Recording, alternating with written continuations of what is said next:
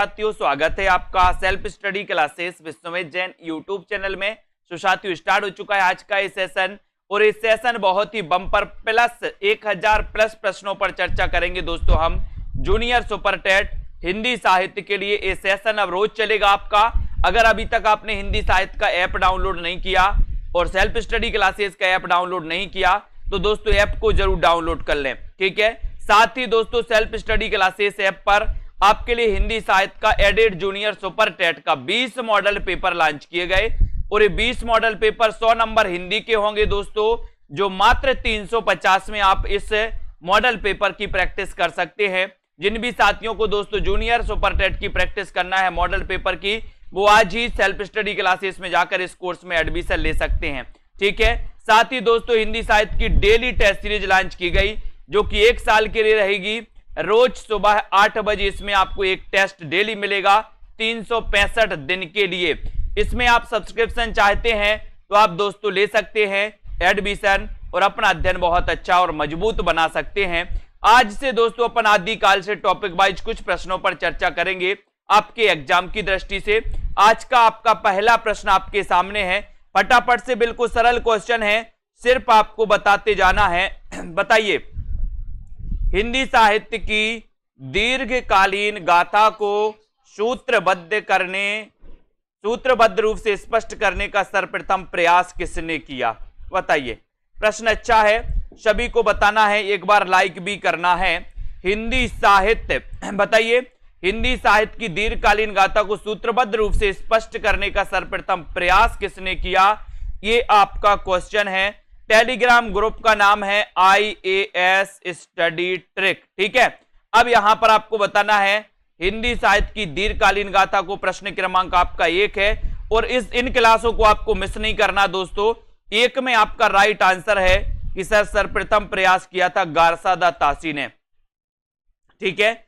1 number आपका बिल्कुल सही हो जाएगा, वेरी गुड आंसर। गारसादा तासी के ग्रंथ का नाम क्या है? दूसरा क्वेश्चन तत्काल आपसे पूछा जाता है कि गारसादा तासी के ग्रंथ का नाम क्या है? बताइए जल्दी से, फटाफट से आपको क्वेश्चन बताना है, लाइक करते जाना है और दोस्तों आगे बढ़ते जाना है। बताएं गारसादा तासी के ग्रंथ का नाम क्या है? ये प्रश्न क्रमांक आपका 2 है और 2 में आपने बताया है कि सर इनके ग्रंथ का नाम है इस्तबारदा ललितुतुर एंदु हिंदुस्तानी, यानी बी नंबर। अब आपको बताना कि ये दोस्तों कितने भागों में प्रकाशित हुआ और कब कब हुआ। राम कुमार वर्मा ने इनका दूसरा भाग जो है ये कब प्रकाशित माना है, इसका आंसर भी आपको बताना है। एक और क्वेश्चन है, इस्तबारदा ललितुतुर एंदु हिंदुस्तानी ग्रंथ किस भाषा में लिखा गया? पूरे प्रश्न आपको अच्छे से पढ़ना है, अपन बिल्कुल शुरुआत से पढ़ रहे हैं, बहुत बढ़िया अध्ययन कर रहे हैं। प्रश्न क्रमांक 3 का आंसर बताना है आपको। हिंदी, फ्रेंच, अंग्रेजी या फिर उर्दू, यानी कि 3 नंबर का सभी लोग बताएंगे। प्रश्न क्रमांक 3 में आपको चयन करना है और 3 का आपने बताया कि सर ये जो ग्रंथ है ये ग्रंथ पेरिस से प्रकाशित हुआ था और ये फ्रेंच भाषा में लिखा गया। बिल्कुल सही आंसर है, वेरी गुड, है ना। तबकातु सुइरा के लेखक कौन है? प्रश्न क्रमांक 4 में बताएं जल्दी से। और जिन भी साथियों को जूनियर सुपर टेट का मॉडल पेपर लेना है 100 नंबर हिंदी के लिए, वो मॉडल पेपर 20 मॉडल पेपर ले सकते हैं मात्र 350 में दोस्तों। 350 में सेल्फ स्टडी क्लासेस ऐप में इन मॉडल पेपर का प्रैक्टिस लगा सकते हैं। संभावित प्रश्नों को लेकर के मॉडल पेपर बनाए हैं, इंपॉर्टेंट। प्रश्न क्रमांक 4 का आंसर आपने बताया है कि सर इसका उत्तर है मौलवी करीमुद्दीन, यानी कि आपका डी नंबर जो है ये डी नंबर बिल्कुल सही है, बहुत बढ़िया आंसर। निम्न में से किस ग्रंथ को अंग्रेजी में उर्दू कवियों का इतिहास और उर्दू में हिंदी शायरी का तज़किरा कहा जाता है? प्रश्न क्रमांक 5 बताइए, किस ग्रंथ को अंग्रेजी में उर्दू कवियों का इतिहास और उर्दू में हिंदी शायरी का तज़किरा कहा जाता है? ये क्वेश्चन आपसे पूछा गया है, तब आपका राइट आंसर क्या हो जाएगा? बताइए। प्रश्न क्रमांक 5 में, और 5 में आपने बिल्कुल सही आंसर लगाया है, सी नंबर, यानी कि तजकिरा, ए सुईरा, ई हिंदी, यानी कि सी आपका बिल्कुल सही है। वेरी गुड आंसर, बहुत बढ़िया। अगले क्वेश्चन की ओर जाते हैं। हिंदी साहित्य इतिहास की नींव का पत्थर किसे माना गया? हिंदी साहित्य इतिहास का नींव का पत्थर किसे माना गया? जल्दी से बताना है। उत्तर क्या हो जाएगा प्रश्न क्रमांक 6 में? 6 का आंसर है, बहुत ही बढ़िया आंसर है। और 6 में हिंदी साहित्य की इतिहास की नींव का पत्थर पूछा गया आपसे, तो नींव का पत्थर किसे माना जाता है? दोस्तों, आपने हिंदी साहित्य का इतिहास पढ़ा है और इतिहास की एक शर्त होती है कि उसमें काल विभाजन होना जरूरी होता है। ठीक है, काल विभाजन क्या होता है? जरूरी होता है। तो काल विभाजन के आधार पर जो प्रमुख ग्रंथ या प्रथम ग्रंथ माना जाता है जिसे नींव का पत्थर कहें, तो वो हो जाएगा कौन सा? The modern vernacular literature of Hindustan, यानी कि आपका 1 नंबर बिल्कुल सही है। ठीक है, वेरी गुड आंसर। हिंदी साहित्य का प्रथम इतिहास ग्रंथ माना गया, किसे माना गया बताइए? प्रथम इतिहास ग्रंथ किसे माना गया? प्रश्न क्रमांक 7 में इन क्वेश्चनों को आपको फटाफट से हल करते जाना है। हिंदी साहित्य का प्रथम इतिहास ग्रंथ किसे माना गया? प्रश्न क्रमांक 7 है, अच्छा क्वेश्चन है और साथ में आपका सीधा आंसर जा रहा है। हिंदी साहित्य का प्रथम इतिहास ग्रंथ किसे माना जाता है? तो हिंदी साहित्य का जो प्रथम इतिहास ग्रंथ माना जाता है वो इस्तवारदा ललितुत्र एंदु हिंदुस्तानी माना जाता है। दोस्तों, ये नंबर आपका ये हिंदी साहित्य का प्रथम इतिहास ग्रंथ माना जाता है। ठीक है, तो यहां पर आपका उत्तर हो जाएगा 1 नंबर। ठीक है, 1 नंबर आपका बिल्कुल सही है, वेरी गुड। हिंदी कवियों का प्रथम वृत्त संग्रहकार कौन है? प्रश्न क्रमांक 8 का आंसर आपको चयन करना है। 8 में आपका राइट आंसर क्या होता है? एक बार वीडियो को लाइक करके अपने मित्रों तक शेयर जरूर कर दो और सेल्फ स्टडी क्लासेस ऐप को डाउनलोड जरूर कर लो साथियों। जल्दी से बताएं प्रश्न क्रमांक 8 में आपका राइट आंसर क्या है? और प्रश्न क्रमांक 8 का आंसर, हिंदी कवियों का प्रथम वृत्त संग्रहकार किसे माना जाता है? ये आपका क्वेश्चन है और सीधा आंसर आपका 8 में जा रहा है कि सर वो माना जाता है किसको? शिव सेंगर को, यानी कि आपका जो सी नंबर है ये बिल्कुल सही है। इनके ग्रंथ का नाम आपको बताना है, शिव सेंगर का ग्रंथ कौन सा है बताइए। और ये प्रश्न क्रमांक 9 है कि हिंदी साहित्य इतिहास लेखन में सबसे पहले काल विभाजन, प्रवृत्ति निरूपण और मूल्यांकन किसने किया? बहुत अच्छे प्रश्न हैं, आपसे बनेंगे और आपसे बनने भी चाहिए। ये क्वेश्चन हमेशा पूछे जाते हैं दोस्तों, तो बताएं, फटाक से चयन करें। हिंदी साहित्य इतिहास लेखन में सबसे पहले काल विभाजन किसने किया? काल विभाजन किसने किया बताइए। और आपका सीधा आंसर यहां पर जा रहा है, क्या जा रहा है? आंसर आपका जा रहा है प्रश्न क्रमांक 9 में डॉक्टर ग्रियर्सन, यानी कि आपका जो डी नंबर है, डी नंबर ये बिल्कुल सही हो जाएगा। ठीक है, ये आपका डी नंबर बिल्कुल सही है, बहुत बढ़िया आंसर, ग्रियर्सन आपका राइट आंसर है। अगले क्वेश्चन की ओर आते हैं। आपको बताना यहां पर एशियाटिक सोसाइटी ऑफ बंगाल की पत्रिका के विशेषांक सन 1888 ईस्वी में किस ग्रंथ का प्रकाशन हुआ? किस ग्रंथ का प्रकाशन हुआ बताइए। डॉक्टर ग्रियर्सन कृत मॉडर्न वर्नाकुलर का, या आचार्य शुक्ल कृत हिंदी साहित्य के इतिहास का, या फिर डॉक्टर गणपति चंद्र गुप्त कृत हिंदी साहित्य का वैज्ञानिक इतिहास, या फिर हिंदी साहित्य का आलोचनात्मक इतिहास? बताएं 1888 में किस ग्रंथ का प्रकाशन हुआ है? कौन कौन सही आंसर बता रहा है? ये तो सभी को पता है कि सर डॉक्टर ग्रियर्सन के जो modern vernacular literature of Hindustan है ये ग्रियर्सन का ग्रंथ है, यानी कि आपका उत्तर 1 नंबर जो है ये बिल्कुल सही हो जाएगा।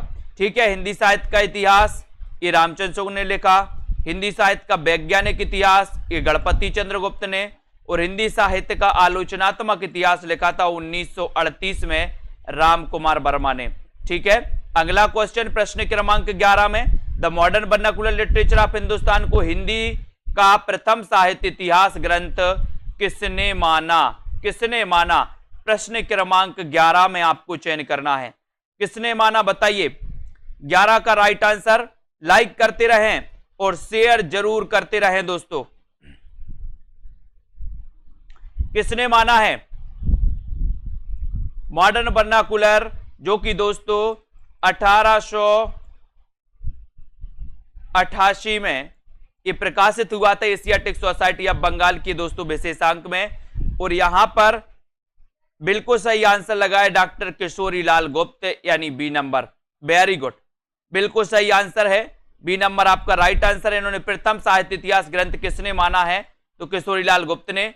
हिंदी साहित्य के इतिहास का प्रस्थान बिंदु किससे कहा गया, हिंदी साहित्य के इतिहास का प्रस्थान बिंदु किसे कहा जाता है। प्रश्न क्रमांक 12 में आपको चयन करना है हिंदी साहित्य के इतिहास का। एक क्वेश्चन आता है दोस्तों, बहुत ही इंपॉर्टेंट क्वेश्चन है प्रश्न क्रमांक 12 में। और 12 का आपका राइट आंसर क्या हो जाएगा, 12 का चयन करना है, करिए चयन 12 में।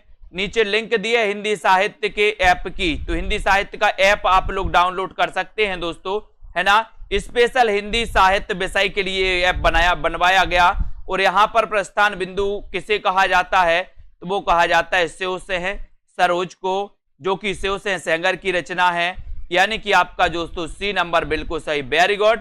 डॉक्टर ग्रियर्सन ने अपने साहित्य इतिहास ग्रंथ लेखन में सर्वाधिक सहायता किससे दी, किससे दी सर्वाधिक सहायता डॉक्टर ग्रियर्सन ने। प्रश्न क्रमांक 13 का आंसर बताइए। ग्रियर्सन ने सबसे ज्यादा सहायता किस ग्रंथ से ली है, ये आपका क्वेश्चन है। फटाफट से आपको बताना है, लाइक करना है अपने मित्रों तक और शेयर कर देना है दोस्तों। बताएं प्रश्न क्रमांक 13 और उत्तर जा रहा है आपका, क्या जा रहा है, किससे ली है, बोली है शिव सिंह सरोज से, यानी सी नंबर आपका फिर सही आंसर हो जाएगा। Very good. Modern vernacular literature of Hindustan में वर्णित कवियों की संख्या कितनी है, कवियों की संख्या बताना है आपको। 952, 1000, 692 या फिर 750। Modern vernacular literature of Hindustan में वर्णित कवियों की संख्या कितनी है, बहुत अच्छा क्वेश्चन है। प्रश्न क्रमांक 14 में कितनी है संख्या, फटाफट से बताते जाएं, बहुत सारे प्रश्नों को अपन को चयन करना है। प्रश्न क्रमांक 14 का आंसर, और 14 में आपका आंसर जा रहा है कि सर इसका आंसर 952 हो जाएगा, है ना। Modern vernacular literature of Hindustan में वर्णित कवियों की संख्या कितनी है, 952, यानी आपका उत्तर 1 नंबर बिल्कुल सही है। हिंदी के विधेयवादी साहित्य इतिहास के आदम प्रवर्तक शुक्ल जी नहीं, प्रत्युत ग्रियर्सन है। ये कथन किसका है, ये कथन किसका है प्रश्न क्रमांक 15 में, गारसा दत्तासी का, प्रोफेसर नलिन बिलोचन शर्मा का, पंडित हजारी प्रसाद द्विवेदी का, या फिर डॉक्टर नामवर सिंह का। ये आपको चयन करना प्रश्न क्रमांक 15 में। भैया IAS स्टडी ट्रिक सर्च कर लो टेलीग्राम में, कॉपी पेस्ट नहीं करो। हिंदी के विधेयवादी साहित्य इतिहास के आदम प्रवर्तक शुक्ल जी नहीं, प्रत्युत ग्रियर्सन है। ये आपका कथन है प्रश्न क्रमांक 15 में। और 15 का ये कथन जो कहा है वो कहा है किसने, प्रोफेसर नलिन बिलोचन शर्मा का है ये कथन। बी नंबर आपका बिल्कुल सही है, B number. Very good. The modern vernacular literature of Hindustan Hindi के अध्येताओं की दृष्टि का केंद्र बिंदु नहीं बन सका, क्योंकि, क्यों नहीं बन सका बताइए। वैसे उसे सरोज के आधार पर लिखा गया है, या फिर दोस्तों उसमें साहित्य के विकास क्रम का सही निर्धारण नहीं है, उसमें व्याकरण संबंधी अशुद्धियां हैं, या फिर वह अंग्रेजी भाषा में लिखा गया है। प्रश्न क्रमांक 16,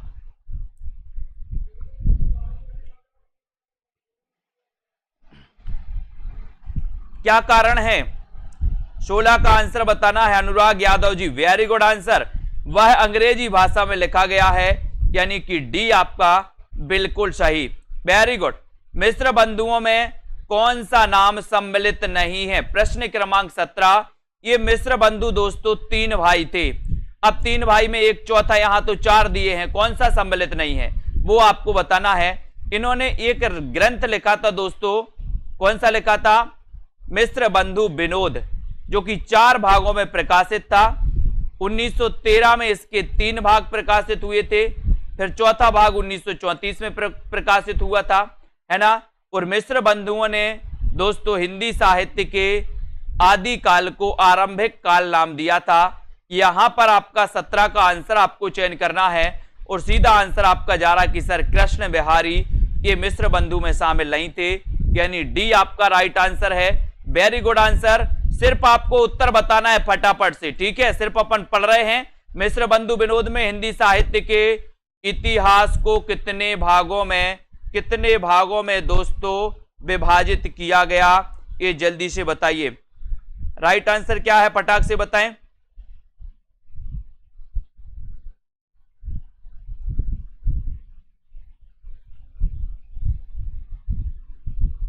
प्रश्न क्रमांक आपका 18 है। 18 का आंसर बताना है और सीधा आंसर जा रहा है कि सर अगर आप कहोगे 18 में मिश्र बंधु विनोद में हिंदी साहित्य के इतिहास को कितने कालों में विभाजित किया गया। अब देखो यहां पर बहुत सारे लोग कंफ्यूज होंगे, यही तो क्वेश्चन है दोस्तों। 18 का आंसर 18 में बहुत सारे लोगों ने बी लगा दिया, 4 भागों में लगा दिया। बहुत बढ़िया, यहां पर भागों में नहीं पूछा था भैया, कालों में पूछा था। जिनको मैंने कई बार बताया उनने राइट बताया। यहां पर आपका आंसर ए नंबर है। आपको मैं बता दूं कि ये जो मिश्र बंधु विनोद है ये 4 पुस्तकों में बटा, मतलब 4 पुस्तक, 1 पुस्तक, 2 पुस्तक, 3 पुस्तक, 4 पुस्तक, ठीक है। ये 4 पुस्तक इसकी प्रकाशित हुई। ये 3 पुस्तकें मान के चलो सरल भाषा में, पहली वाली भाषा में 3 पुस्तकें 1913 में प्रकाशित हुई और ये चौथी पुस्तक इनकी 1934 में भाई। लेकिन याद रखते ना ये पूरा एक ग्रंथ है मान के चलो। इस ग्रंथ में हिंदी साहित्य के इतिहास को 5 कालों में, कितने कालों में, 5 कालों में विभाजित किया गया। यहां पर आपका उत्तर 1 नंबर सही है। कालों में पूछा गया था, भागों में नहीं पूछा। भाग 4 और काल 5, ठीक है। हिंदी नवरत्न के लेखक कौन है बताइए। प्रश्न क्रमांक 19 का आंसर 19 का बताइए। हिंदी नवरत्न के लेखक कौन है। शिवसेन सेंगर, मिश्र बंधु, वियोगी हरि या फिर श्याम सुंदर दास। बहुत अच्छा क्वेश्चन है, जल्दी बताएं। हिंदी नवरत्न ये पूछा गया है दोस्तों। इसका आपको पता है कि इसका रचना काल है 1910। 1910 रचना काल भी पूछा जाता कभी कभी। और हिंदी नवरत्न के लेखक कौन है ये प्रश्न क्रमांक 19 में आपसे पूछा गया, तो सीधा आंसर है कि सर मिश्र बंधु हैं। वेरी गुड, बी नंबर आपका बिल्कुल सही आंसर है। अगले क्वेश्चन की ओर हम बढ़ेंगे। पादरी F.E.K. द्वारा लिखा गया हिंदी साहित्य इतिहास ग्रंथ किस नाम से प्रकाशित हुआ। किस नाम से प्रकाशित हुआ बताएं जल्दी से, किस नाम से प्रकाशित हुआ। तो यहां पर पादरी F.E.K. द्वारा बताना है। प्रश्न क्रमांक 20 का आंसर सभी से बनेगा दोस्तों। आंसर क्या हो जाएगा, विकल्प number C, a history of Hindi literature, यानी कि आपका सी नंबर बिल्कुल सही है। C number right answer, very good. Viyogi Hari को ब्रज माधुरी सार के संपादन की प्रेरणा किससे मिली। वियोगी हरि को ब्रज माधुरी सार के संपादन की प्रेरणा कहां से मिली। 21 का आंसर आपको चयन करना है। लाइक कर दो एक बार सभी साथी, अपने मित्रों तक शेयर भी कर दो। और दोस्तों जिनको भी जूनियर सुपर टेट का हिंदी का मॉडल पेपर लगाना है वो सभी साथी मॉडल पेपर से जुड़ जाएं दोस्तों। सेल्फ स्टडी क्लासेस ऐप से जुड़ जाएं और मॉडल पेपर मात्र 350 में लेकर के अपनी प्रैक्टिस को बहुत अच्छा बना सकते हैं। यहां पर 21 का क्वेश्चन पूछा गया, उत्तर है पंडित राधा कृष्ण गोस्वामी से। अगला क्वेश्चन 22, आचार्य शुक्ल का साहित्य इतिहास ग्रंथ हिंदी शब्द सागर की भूमिका के रूप में किस नाम से प्रकाशित हुआ था। ये क्वेश्चन अभी शायद जीआईसी में पूछा गया था दोस्तों, या पीजीटी में ये क्वेश्चन आता ही है। प्रश्न क्रमांक 22 का आंसर आपको चयन करना है, तो बताइए प्रश्न क्रमांक 22 का आंसर, 22 का राइट आंसर क्या हो जाएगा बताएं। 22, जो भी हमारे मास्टर कैडर वाले साथी हैं वो भी कोर्स में एडमिशन ले सकते हैं, हिंदी साहित्य के संपूर्ण कोर्स में, है ना। उनके लिए मॉडल पेपर भी लॉन्च किया गया है। 22 का आंसर आपको चयन करना है और सीधा आंसर आपका जा रहा है हिंदी साहित्य का विकास नाम से। ये प्रकाशित हुआ था। Very good. आचार्य रामचंद्र शुक्ल कृत हिंदी साहित्य का इतिहास का प्रकाशन वर्ष क्या है? 23 में बताइए जल्दी से। जीआईसी में आया था। हाँ, तो बताइए यहां पर आचार्य रामचंद्र शुक्ल कृत हिंदी साहित्य का इतिहास का प्रकाशन वर्ष है तो क्या है? हिंदी साहित्य का इतिहास का, तो प्रश्न क्रमांक 23 में आपका राइट आंसर चला जाएगा कि सर ये प्रकाशित हुआ था 1929 में। ठीक है, डी नंबर आपका राइट आंसर। हिंदी साहित्य का सर्वाधिक व्यवस्थित और लोकप्रिय इतिहास ग्रंथ कौन सा है? 24 का आंसर चयन करना है। वीडियो को लाइक और एक बार शेयर कर दें सभी साथी अपने मित्रों तक। और जूनियर सुपर टेट के दोस्तों हिंदी मॉडल पेपर में एडमिशन ले सकते हैं। जूनियर सुपर टेट का क्रैश कोर्स भी लॉन्च किया गया है। जो भी साथी मात्र 15 दिनों में अपनी तैयारी अच्छा करना चाहते हैं तो एक क्रैश कोर्स भी बनाया गया है उसके लिए। ठीक है, तो हिंदी साहित्य का सर्वाधिक व्यवस्थित और लोकप्रिय इतिहास ग्रंथ कौन सा है? 24 का आंसर आपको चयन करना है और 24 का आंसर आपका बी नंबर बिल्कुल सही है। B number right answer. Very good. Hindi साहित्य इतिहास लेखन में आचार्य शुक्ल का प्रथम क्रांतिकारी कदम क्या था? बताएं। प्रश्न क्रमांक 25 में वीडियो को लाइक करें। जो भी जूनियर सुपर टेट के अंतिम दिनों में हिंदी की दोस्तों तैयारी करना चाहते हैं, वो एक क्रैश कोर्स बनाया गया उनके लिए 599 का। उस क्रैश कोर्स में आप बहुत अच्छा कर सकते हो, तैयारी कर सकते हैं। अगर अभी तक आपने नहीं की है तो 25 का आंसर है। 25 में आपको चयन करना है और आपका जो ए नंबर है वो बिल्कुल सही हो जाएगा कि सर अपभ्रंश साहित्य को हिंदी साहित्य से अलग मानकर उसे पूर्व पीठिका के रूप में प्रस्तुत करना एक बहुत ही क्रांतिकारी कदम था। एक नंबर आपका बिल्कुल सही हो जाएगा। ठीक है, वेरी गुड। आचार्य रामचंद्र शुक्ल के अनुसार किसकी रचनाएं साहित्य कोटि की नहीं है? 26 का आंसर बताना है। राइट आंसर सभी लोग चयन करेंगे। आपको पता है दोस्तों कि वीर गाथा काल आदिकाल को रामचंद्र शुक्ल ने कहा था, आदिकाल को आदिकाल हजारी प्रसाद द्विवेदी ने कहा था, है ना। अपभ्रंश काल दोस्तों धीरेन्द्र वर्मा और गुलेरी जी ने कहा था। ठीक है, वीर काल विश्वनाथ ने कहा था। ठीक है, तो यहां पर आचार्य रामचंद्र शुक्ल के अनुसार किसकी रचनाएं साहित्यिक कोटि की नहीं है? तो प्रश्न क्रमांक 26 में आपने सही आंसर लगाया है कि सर सिद्धों और योगियों की नहीं है। अब सिद्धों की बात आई है तो सिद्धों की संख्या भी आप बता दो। सिद्धों की संख्या कितनी थी? सिद्धों की संख्या कितनी थी और नाथों की संख्या कितनी थी? जल्दी से बताओ। क्वेश्चन पूछ लिया जाता है, सरल है लेकिन अच्छा क्वेश्चन है। आपसे यहां पर हिंदी साहित्य इतिहास का वह प्रमुख ग्रंथ जो अभी तक अधूरा है, बताइए कौन सा ग्रंथ है जो अभी तक अधूरा है? बहुत बढ़िया प्रश्न आपसे पूछा गया है दोस्तों। ये क्वेश्चन आता है परीक्षाओं में, पूछा जाता है, लेकिन आपको पता होना चाहिए कि वह ग्रंथ कौन सा है जो आज तक अधूरा ही है। बताएं। बहुत अच्छा प्रश्न है। आपको पता है हिंदी साहित्य का आधा इतिहास किसने लिखा? सुमन राजे। बोले सर सुमन आधा नहीं दिया जाता। सुमन मतलब फूल, फूल आधा नहीं दिया जाता किसी को, गलती नहीं करना। आधा से क्या बनेगा? सुमन। हिंदी साहित्य का दूसरा इतिहास, बोले दूसरा इतिहास लिखना बच्चों का खेल है क्या? बच्चन का, तो बच्चन से है। हिंदी साहित्य का दोस्तों समीक्षात्मक इतिहास प्रोफेसर वासुदेव सिंह ने लिखा। और हिंदी साहित्य का आलोचनात्मक इतिहास ये डॉक्टर राम कुमार वर्मा का है। और यही ग्रंथ जो है, यही ग्रंथ क्या है? अधूरा है। क्या है? अधूरा। कौन सा? D number. Very good. अगला क्वेश्चन, हिंदी साहित्य के इतिहास को आलोचनात्मक ढंग से समझाने का श्रेय किसको है? आलोचनात्मक ढंग से पूछा गया।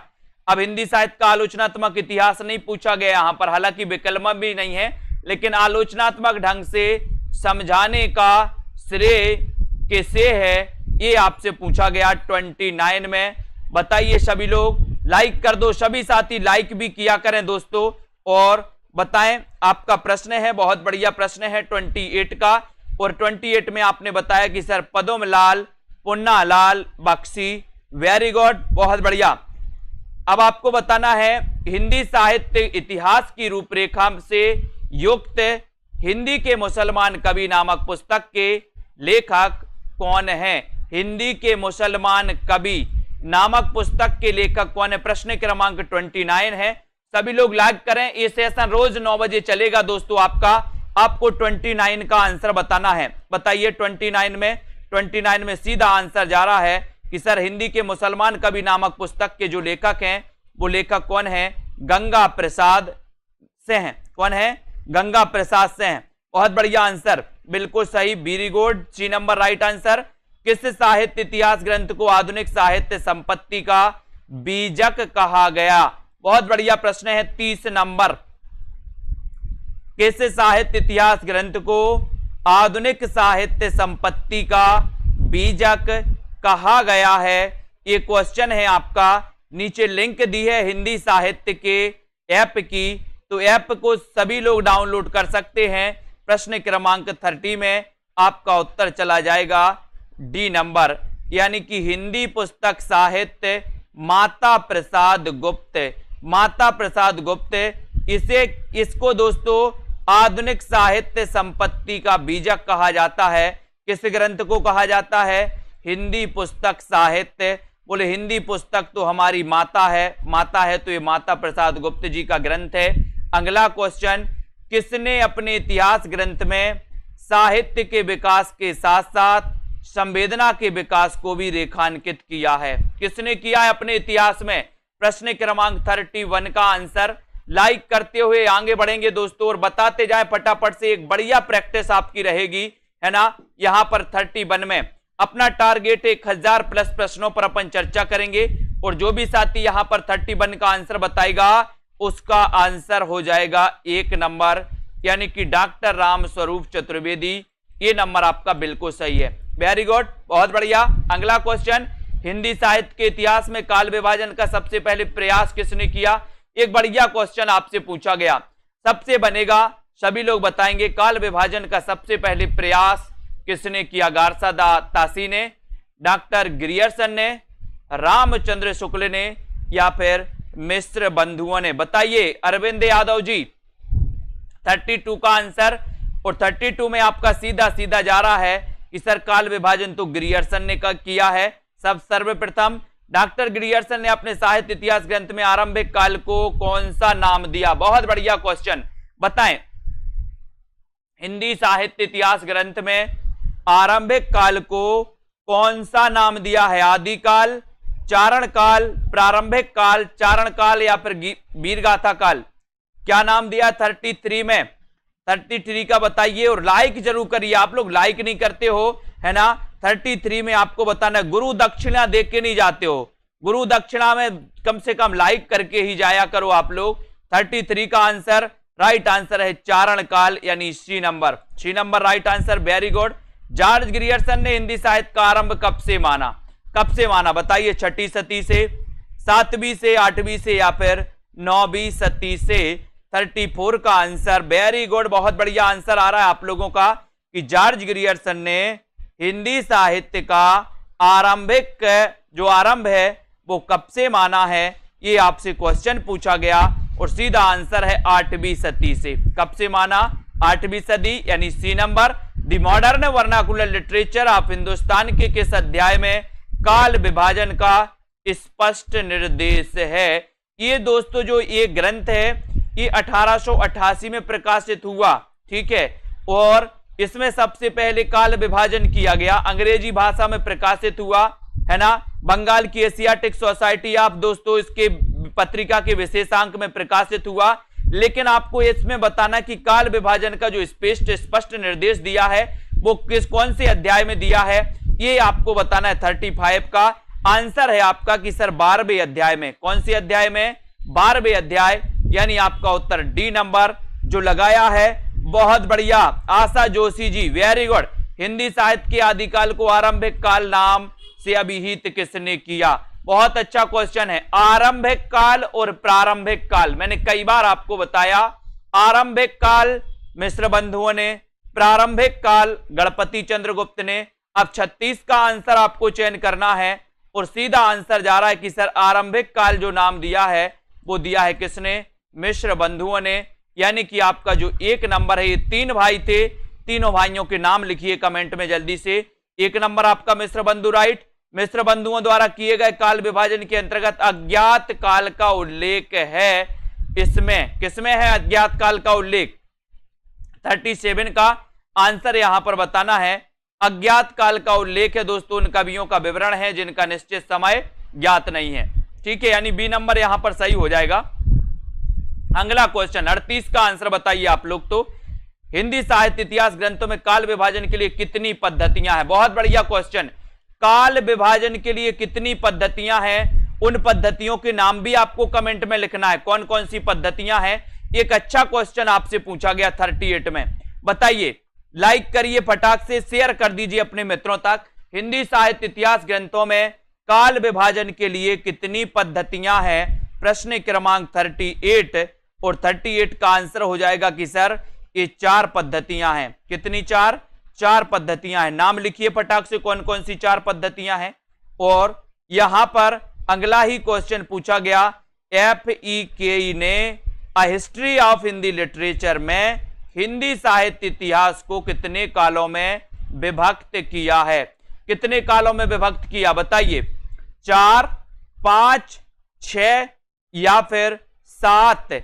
बताएं। प्रश्न क्रमांक 39 में बताना है कि FEKE ने अ हिस्ट्री ऑफ हिंदी लिटरेचर में हिंदी साहित्य को कितने कालों में दोस्तों विभक्त किया?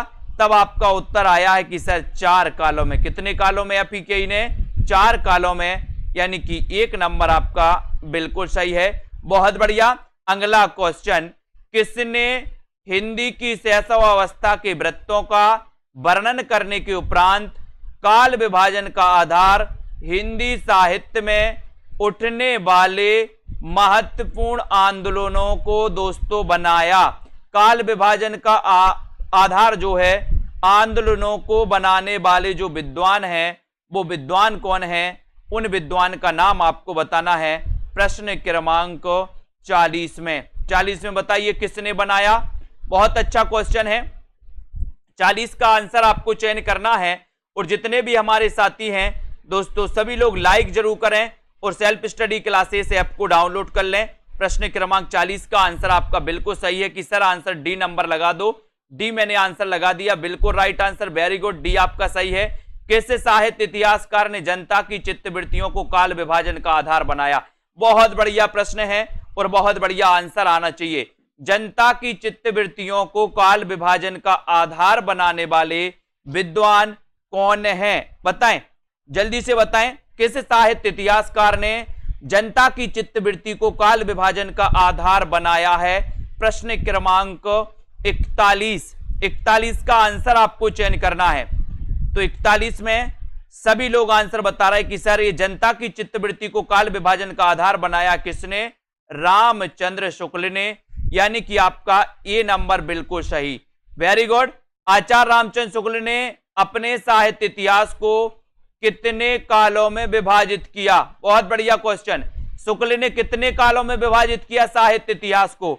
इनका एक ग्रंथ है, कौन सा? हिंदी साहित्य का इतिहास, सभी को पता है। अब इस हिंदी साहित्य के इतिहास में हिंदी साहित्य को कितने कालखंडों में विभाजित किया है?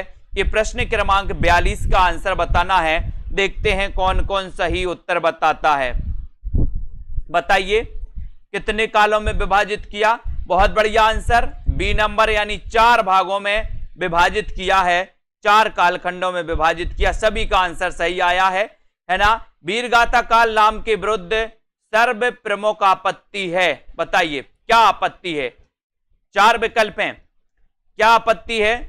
जिन ग्रंथों के आधार पर यह नामकरण किया है उनमें धार्मिकता का प्राधान्य है, उनमें श्रृंगार रस भी है, उनमें कुछ आप्राप और कुछ परवर्ती काल की रचनाएं हैं, या उनमें हठयोग की प्रधानता है। आपको बताना है। पंकज कुमार जी बताइए, अर्चना पाल जी, प्रश्न क्रमांक 43 का आंसर 43 में आपको चयन करना है। और 43 में सभी का आंसर हो जाएगा कि सर उसमें कुछ अप्राप्य और कुछ परवर्ती काल की क्या है?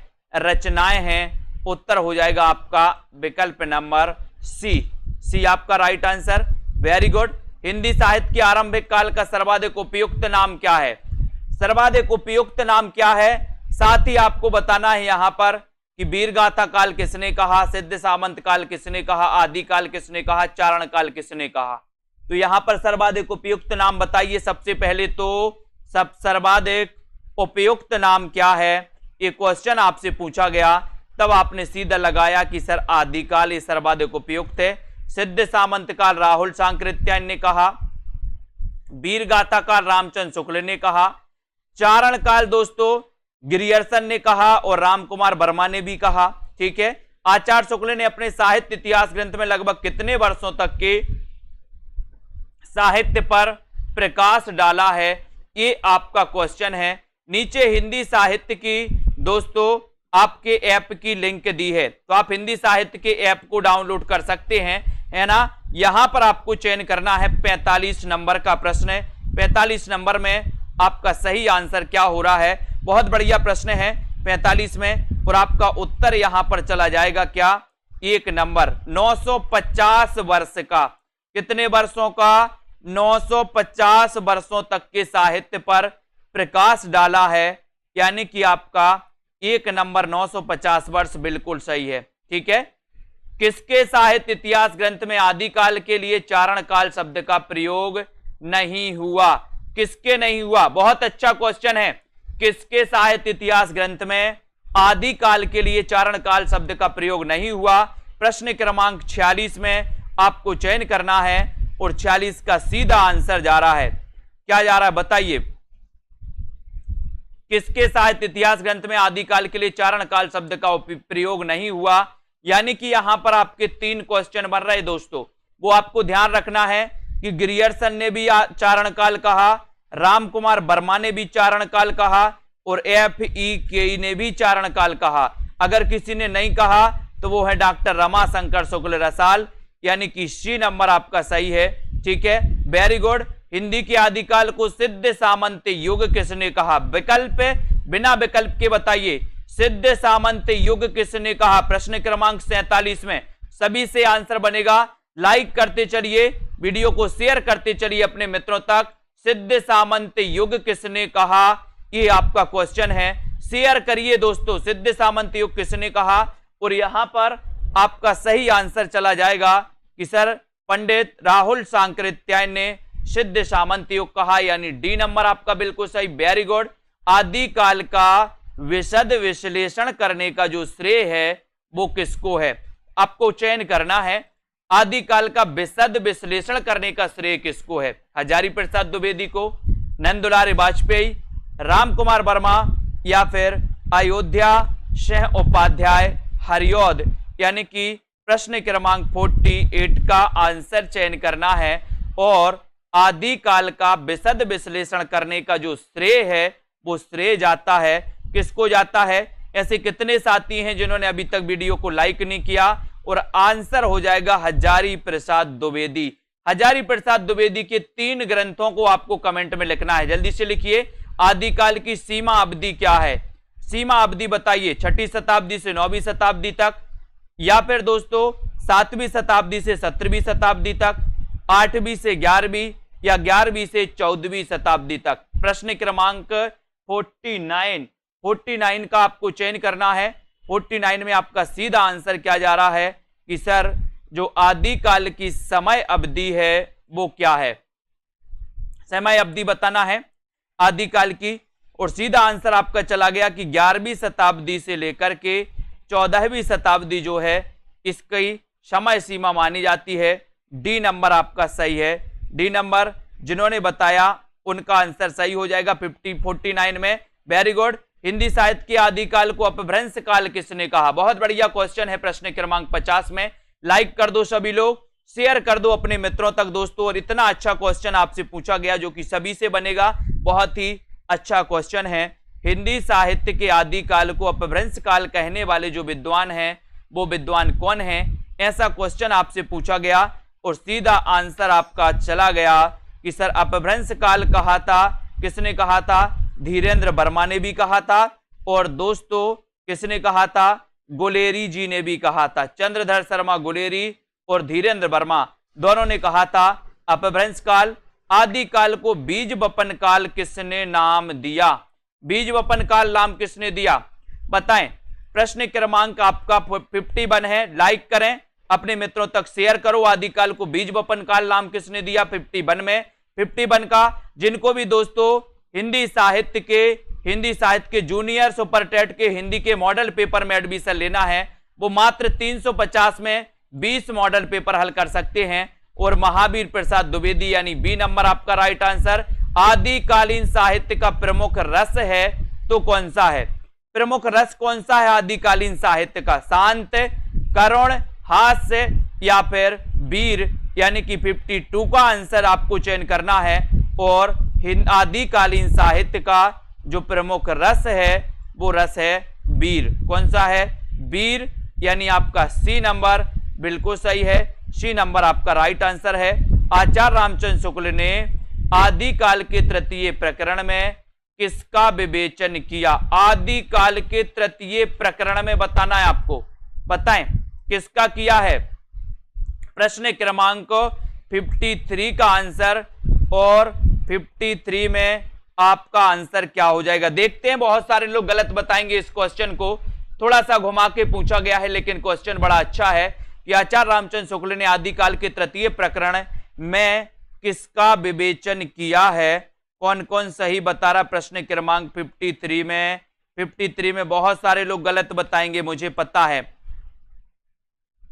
और बहुत सारे लोगों ने सही आंसर लगाया कि सर वीर गाथा काव्य का इन्होंने क्या किया है। यहां पर आदिकाल के पूछा गया था, आदिकाल के तृतीय प्रकरण में, है ना, हिंदी साहित्य के तृतीय प्रकरण नहीं पूछा, तो आपका सी नंबर यहां पर बिल्कुल सही है। पंडित हजारी प्रसाद द्विवेदी ने भक्ति साहित्य से वास्तविक हिंदी साहित्य का आरंभ माना है, क्योंकि बताइए, माना है क्योंकि आदिकाल से लेकर भक्ति काल तक की रचनाएं पुरानी हिंदी में मिलती हैं। आदिकालीन हिंदी उलटवासी शैली के कारण ध्रुव है। पुरानी हिंदी में ब्राह्मणों के कर्मकांड एवं वर्णाश्रम व्यवस्था पर तीव्र प्रहार किया गया, या फिर अपभ्रंशाभास हिंदी भक्ति काल तक आते आते काव्य भाषा के रूप में स्थापित। बताएं प्रश्न क्रमांक 54 का आंसर। 54 में आपको चयन करना है, और 54 में आपका सीधा आंसर जा रहा है कि सर आचार्य पंडित हजारी प्रसाद द्विवेदी ने भक्ति साहित्य से वास्तविक हिंदी साहित्य का आरंभ माना है, क्योंकि अपभ्रंशाभास हिंदी भक्ति काल तक आते आते काव्य भाषा के रूप में स्थापित हो जाती है, और हिंदी का स्वरूप क्या हो जाता है? स्पष्ट हो जाता है, यानी कि डी नंबर। हिंदी का सबसे प्राचीन छंद कौन सा है? बहुत अच्छा क्वेश्चन।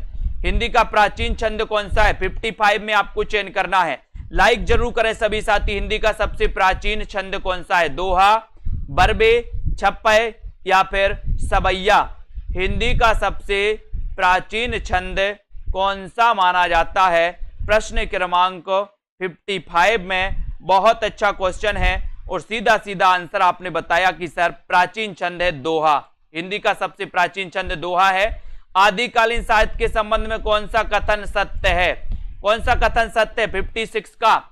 लाइक करो सभी साथी और शेयर कर दो अपने मित्रों तक। आदिकालीन साहित्य के संबंध में कौन सा कथन सत्य है? ये 56 का आंसर आपको बताना है। आदिकालीन साहित्य शुद्ध अपभ्रंश में है, आदिकालीन साहित्य शुद्ध हिंदी में है, आदिकालीन साहित्य अपभ्रंशाभास हिंदी में है, या फिर आदिकालीन साहित्य शुद्ध प्राकृत में है। तो आपको चयन करना है, और प्रश्न क्रमांक 56 में कि आदिकालीन साहित्य अपभ्रंशाभास हिंदी में है, ये कथन सत्य है ना, यानी कि आपका जो सी नंबर है वो बिल्कुल सही है। अपभ्रंश को पुरानी हिंदी मानते हुए हिंदी साहित्य का आरंभ 7वीं 8वीं सदी किसने माना है? 57 में आपको चयन करना है। अपभ्रंश को पुरानी हिंदी मानते हुए हिंदी साहित्य का आरंभ 7वीं 8वीं सदी किसने माना है? ये प्रश्न आपको कमेंट में लिखना है अपने, है ना। और दोस्तों इसी प्रकार से सभी साथी की भक्ति आंदोलन को ईसाइत की देन किसने माना है? जल्दी से आपको बताना है, कमेंट में लिखना है और लाइक कर देना है। भक्ति आंदोलन को ईसाइत की देन किसने माना है? ये आपको चयन करना है। चयन करिए, सभी साथी चयन करेंगे। भक्ति आंदोलन को ईसाइत की देन मानने वाले जो विद्वान हैं वो विद्वान कौन है? कौन बताएगा सबसे पहले? और सबसे पहले बताया है कि सर ईसाइत की जो देन माना है वो माना है किसने? ग्रियर्सन ने। किसने माना है? ग्रियर्सन। यानी आपका एक नंबर जो है वो बिल्कुल सही हो जाएगा, ये नंबर आपका राइट आंसर हो जाएगा। सभी लोगों ने बताया है, कमल जी, राणा जी, योगेंद्र जी, बहुत बढ़िया। भक्ति काव्य को भारतीय चिंतनधारा का दोस्तों स्वाभाविक विकास किसने माना है? बहुत बढ़िया प्रश्न। प्रश्न क्रमांक 2 का आंसर आपको चयन करना है। भक्ति काव्य को भारतीय चिंतन धारा का स्वाभाविक विकास किसने माना है? सभी से बनेगा, बताइए क्या हो जाएगा आपका राइट आंसर? भक्ति काव्य को भारतीय चिंतन धारा का स्वाभाविक विकास किसने माना है? प्रश्न क्रमांक 2 का आंसर, और 2 में आपका उत्तर हो जाएगा हजारी प्रसाद द्विवेदी। यानी कि आपका जो बी नंबर है वो बिल्कुल सही है, बी नंबर आपका राइट आंसर है। पराजय के बाद व्यक्ति अपनी आध्यात्मिक श्रेष्ठता प्रदर्शित करना चाहता है, यही मनोवृत्ति भक्ति आंदोलन का स्रोत है। यह कथन किसका है? प्रश्न क्रमांक 3 में आपको बताना है। पराजय के बाद व्यक्ति अपनी आध्यात्मिक श्रेष्ठता प्रदर्शित करना चाहता है, यही मनोवृत्ति भक्ति आंदोलन का स्रोत है, ये कथन किसका है? प्रश्न क्रमांक 3 में आपको बताना है। राइट आंसर आपका क्या हो जाएगा? 3 का बताएं, और एक बार वीडियो को लाइक करके अपने मित्रों तक शेयर जरूर कर दें साथियों। इतने अच्छे क्वेश्चन जो आपके लिए बहुत ही इंपॉर्टेंट हो सकते हैं। पराजय के बाद व्यक्ति अपनी आध्यात्मिक श्रेष्ठता प्रदर्शित करना चाहता है, ये कथन आपको बताना है, ये कथन है किसका? और बहुत सारे लोगों ने बता दिया सी, लेकिन इसका सही उत्तर है बाबू गुलाब राय। क्या है इसका सही उत्तर? बाबू गुलाब राय। यानी कि आपका जो बी नंबर है दोस्तों, बी नंबर आपका यहां पर सही हो जाएगा। ठीक है, बहुत बढ़िया, दिल से हजली, बहुत बढ़िया आंसर बी नंबर जिन्होंने बताया राइट आंसर। भक्ति काल को हिंदी साहित्य का स्वर्ण युग किसने कहा है? आपको दोस्तों विकल्प अनुसार उत्तर बताना है। स्वर्ण काल और स्वर्ण युग में मतभेद नहीं करना यहां पर, है ना। ये क्वेश्चन जैसा पूछा गया है, इसमें आप क्या उत्तर लगाओगे बताइए? प्रश्न क्रमांक 4 का आंसर। तो स्वर्ण काल और स्वर्ण युग यहां पर मतभेद करना है दोस्तों, बिल्कुल सही है। यहां पर स्वर्ण युग किसने कहा और स्वर्ण काल किसने कहा? ऐसा अगर क्वेश्चन आता है तो आपको मतभेद करना है स्वर्ण काल और स्वर्ण युग में। तो बताइए यहां पर राइट आंसर क्या हो जाएगा आपका? दोनों ऑप्शन है आपके पास, एक तो ग्रियर्सन भी दिया आपके पास और एक डॉक्टर श्याम सुंदर दास भी दिया है। देखते हैं कौन कौन सही उत्तर बता रहा है, बताइए। और बहुत सारे लोगों ने बिल्कुल सही आंसर बताया है कि सर स्वर्ण काल कहा था किसने? ग्रियर्सन ने। लेकिन स्वर्ण युग जो कहा था वो श्याम सुंदर दास ने कहा था। अगर इस प्रकार का क्वेश्चन आए तो आपको सी नंबर लगाना है। ठीक है, अगर यहां पर स्वर्ण युग की जगह अगर काल होता तो आप जॉर्ज ग्रियर्सन लगाते। ठीक है, जॉर्ज ग्रियर्सन बोले काल के सामने गिरे, गिरे तो ग्रियर्सन, है ना। तो काल कहा किसने? जॉर्ज ग्रियर्सन ने। युग कहा किसने? श्याम सुंदर दास ने। यहां पर आपका उत्तर सी नंबर बिल्कुल सही हो जाएगा। ठीक है, हिंदी साहित्य के इतिहास में नामकरण की दृष्टि से कौन सा काल सबसे कम विवादास्पद रहा है? विवादास्पद सबसे कम कौन सा काल रहा है? प्रश्न क्रमांक 5 में सभी साथी ऐप को डाउनलोड कर लें, ऐप की लिंक नीचे दी है दोस्तों। और जिन भी साथियों को दोस्तों क्या करना है, ओपी चिंपा जी बिल्कुल, बहुत बढ़िया। हिंदी साहित्य के इतिहास में नामकरण की दृष्टि से कौन सा काल सबसे कम विवादास्पद रहा है, ये आपको बताना है प्रश्न क्रमांक 5 में। और 5 का उत्तर आपका चला जाएगा भक्ति काल, यानी आपका डी नंबर बिल्कुल सही हो जाएगा। ठीक है, कम विवादास्पद रहा है भक्ति काल। Very good. अगले क्वेश्चन की ओर आते दोस्तों। अगला क्वेश्चन आपको बताना है कि भक्ति को धर्म का रसात्मक रूप किसने कहा है? प्रश्न क्रमांक 6 में भक्ति को धर्म का रसात्मक रूप किसने कहा है? ये प्रश्न क्रमांक आपका 6 है। 6 का आंसर आपको चयन करना है। सभी साथी चयन करेंगे, जल्दी से। नीचे लिंक दी है ऐप की, एक तो हिंदी साहित्य का आपका ऐप है और एक है दोस्तों आपका सेल्फ स्टडी क्लासेस। ठीक है, तो भक्ति को धर्म का रसात्मक रूप किसने कहा?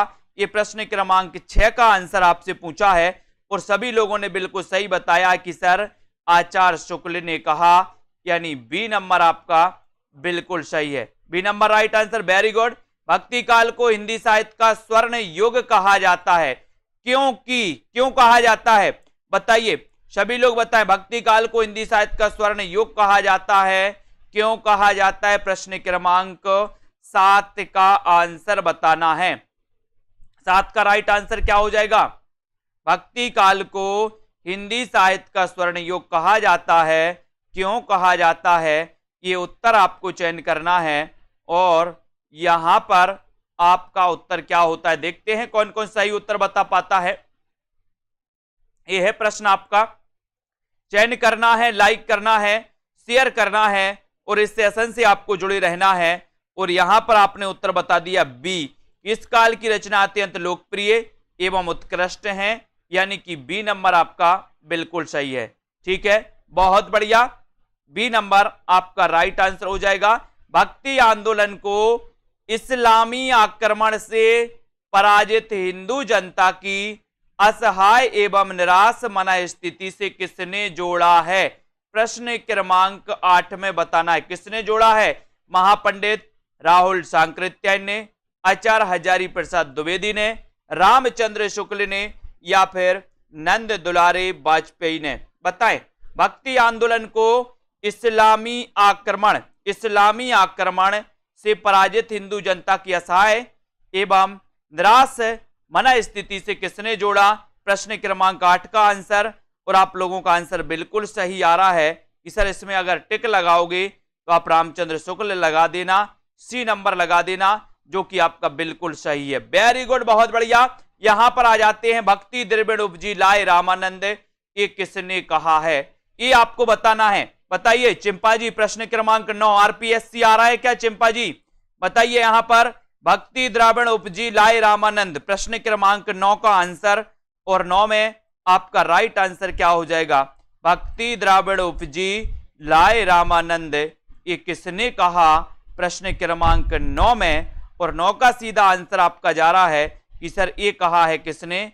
कबीर ने। किसने कहा है? कबीर, यानी कि आपका जो डी नंबर है यहां पर आपका डी बिल्कुल सही हो जाएगा। रामानुजाचार्य के गुरु कौन थे? प्रश्न क्रमांक 10, रामानुजाचार्य के गुरु बताना है आपको। रामानुजाचार्य के गुरु कौन थे, ये आपका क्वेश्चन है। प्रश्न क्रमांक 10 में अपन को प्रश्नानुसार उत्तर बताना है, तब आपका राइट आंसर यहां पर क्या हो जाता है? बताइए। लाइक करना है सभी साथियों को, शेयर कर दो अपने मित्रों तक। Self study classes app download कर लो, self study classes app download कर लेना है। रामानुजाचार्य के गुरु कौन थे? तो उत्तर हो जाएगा ए नंबर, यानी कि कांचीपूर्ण। कौन थे? कांचीपूर्ण, ए नंबर जिन्होंने बताया राइट आंसर। किसके भक्ति परक गीतों का संकलन अभंग के नाम से जाना जाता है? बताएं, किसके भक्ति परक गीतों का संकलन अभंग के नाम से जाना जाता है? ये प्रश्न क्रमांक आपका 11 है, तो आपको बताना है उत्तर क्या हो जाएगा 11 नंबर का। राइट आंसर बताना है लक्ष्मी जी, और अभंग के नाम से जाना जाता है वो है दोस्तों कौन? नामदेव। 1 नंबर नामदेव बिल्कुल सही हो जाएगा। ठीक है, बहुत बढ़िया, नामदेव आपका राइट आंसर। हिंदी भक्ति काव्य का शुभारंभ किसकी रचनाओं में माना गया है? किसकी रचना? भक्ति काव्य का शुभारंभ किसकी रचनाओं से माना गया? बताएं। अपन ने पढ़ा था दोस्तों कि कबीर के पहले रैदास और नामदेव आते। नामदेव का जन्म बताइए कब हुआ था? नामदेव का फटाक से बताना है, और प्रश्न क्रमांक 12 में आपको चयन करना है। और 12 का आंसर है कि भक्ति काव्य का जो शुभारंभ है वो किसकी रचनाओं से माना जाता है? तो बहुत सारे लोग कबीर बता रहे, सूरदास बता रहे, तुलसी बता रहे, लेकिन यहां पर आपका उत्तर हो जाएगा नामदेव, यानी बी नंबर आपका बिल्कुल सही है। जिन्होंने भी बी बताया है, नामदेव का जन्म कब हुआ, आपको कमेंट में लिखना है। बताइए कब हुआ? नामदेव को अपन ने पढ़ा कि इनकी भक्ति परक गीतों का संकलन अभंग के नाम से जाना जाता है ना? और भक्ति काव्य का शुभारंभ किसकी रचनाओं से माना गया? तो नामदेव की। ठीक है, बहुत बढ़िया। दिव्य प्रबंधम काव्य संकलन है दोस्तों, तो बताइए किसका है दिव्य प्रबंधम? सभी लोग बताएंगे। प्रश्न क्रमांक 13, जब दोस्तों आपसे क्रमबद्ध पूछा जाता है तो आपको पता होनी चाहिए कि सर पहले नामदेव, रैदास और फिर बाद में आते हैं कबीर, है ना।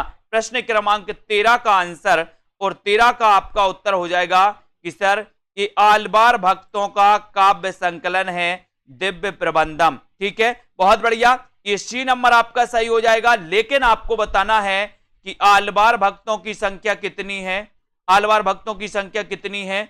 और आलवार भक्तों में एक दोस्तों कौन थी, महिला संत भी थी, उनका नाम क्या था वो भी आपको बताना है। बताइए आलवार भक्तों के बारे में। ये दिव्य प्रबंधम काव्य संकलन है आलवार भक्तों का, इनकी संख्या आपको बतानी है।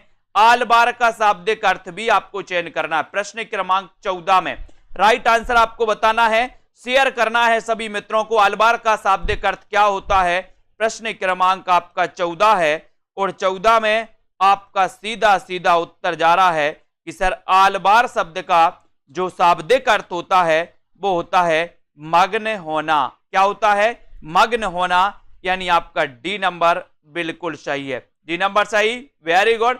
निर्गुण एवं सगुण दोनों प्रकार की भक्ति का मुख्य लक्षण क्या है, बताइए। आपको पता है भक्ति काल को दो काव्य धाराओं में बांटा गया था, एक तो निर्गुण और दूसरा सगुण। फिर निर्गुण को भी दो में बांटा गया और सगुण को भी दो में बांटा गया। ठीक है, इसी प्रकार निर्गुण एवं सगुण दोनों प्रकार की भक्ति का जो मुख्य लक्षण है वो मुख्य लक्षण आपको चयन करना है।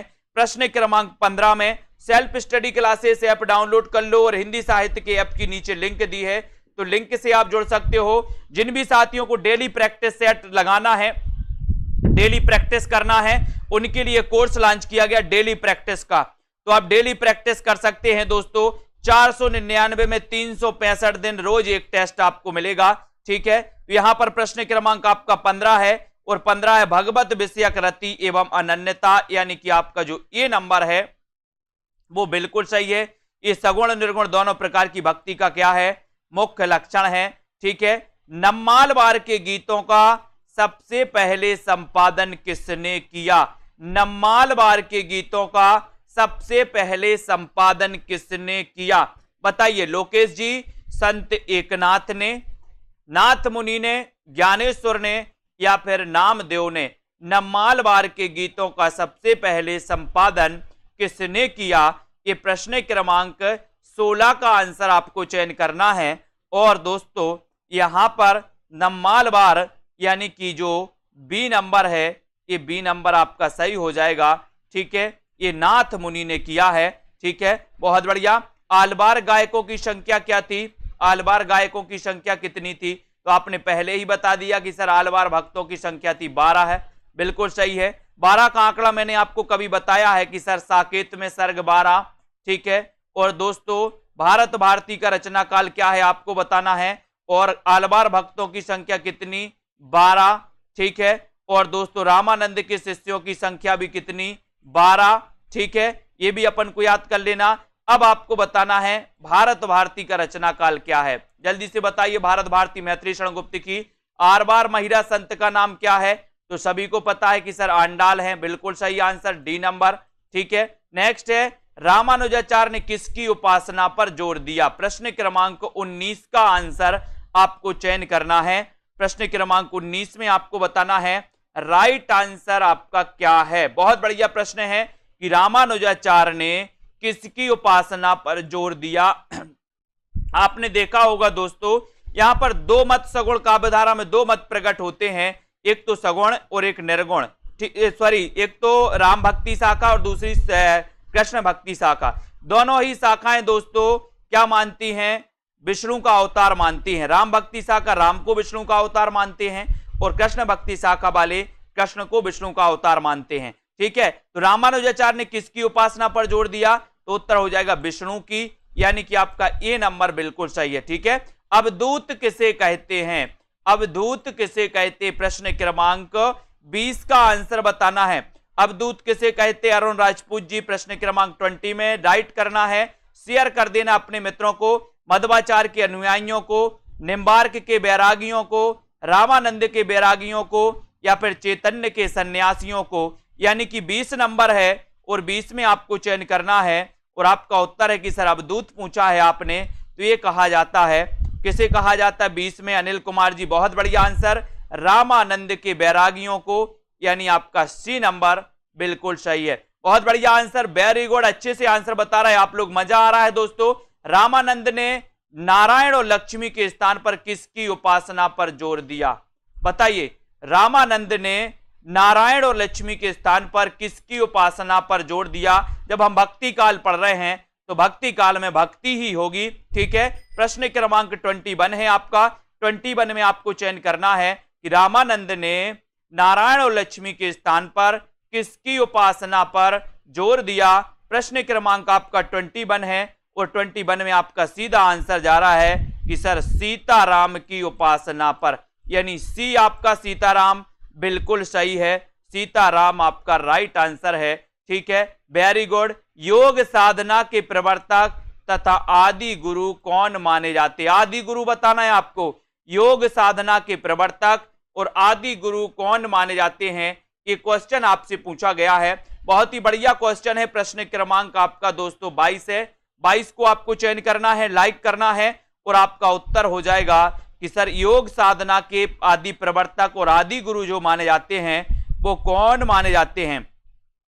कौन माने जाते हैं? जल्दी से बताएं। आपका राइट आंसर जा रहा है कि सर वो माने जाते हैं शिव। कौन माने जाते हैं? शिव, यानी कि आपका डी नंबर जो है, डी आप लोग लगा रहे हैं तो बिल्कुल सही है, पंकज कुमार जी, ठीक है। कौन माने जाते? शिव। आदि गुरु पूछा गया, प्रश्न को थोड़ा सा पढ़ना है आप लोगों को, नहीं तो इतना बस पढ़ लो। योग साधना के प्रवर्तक कौन है? योग साधना के प्रवर्तक था आदि गुरु पूछा है तो आदि गुरु शिव माने जाते हैं, यानी कि बहुत सारे लोग कंफ्यूज, ये नंबर में लगा दिया, आपको डी लगाना था, ठीक है।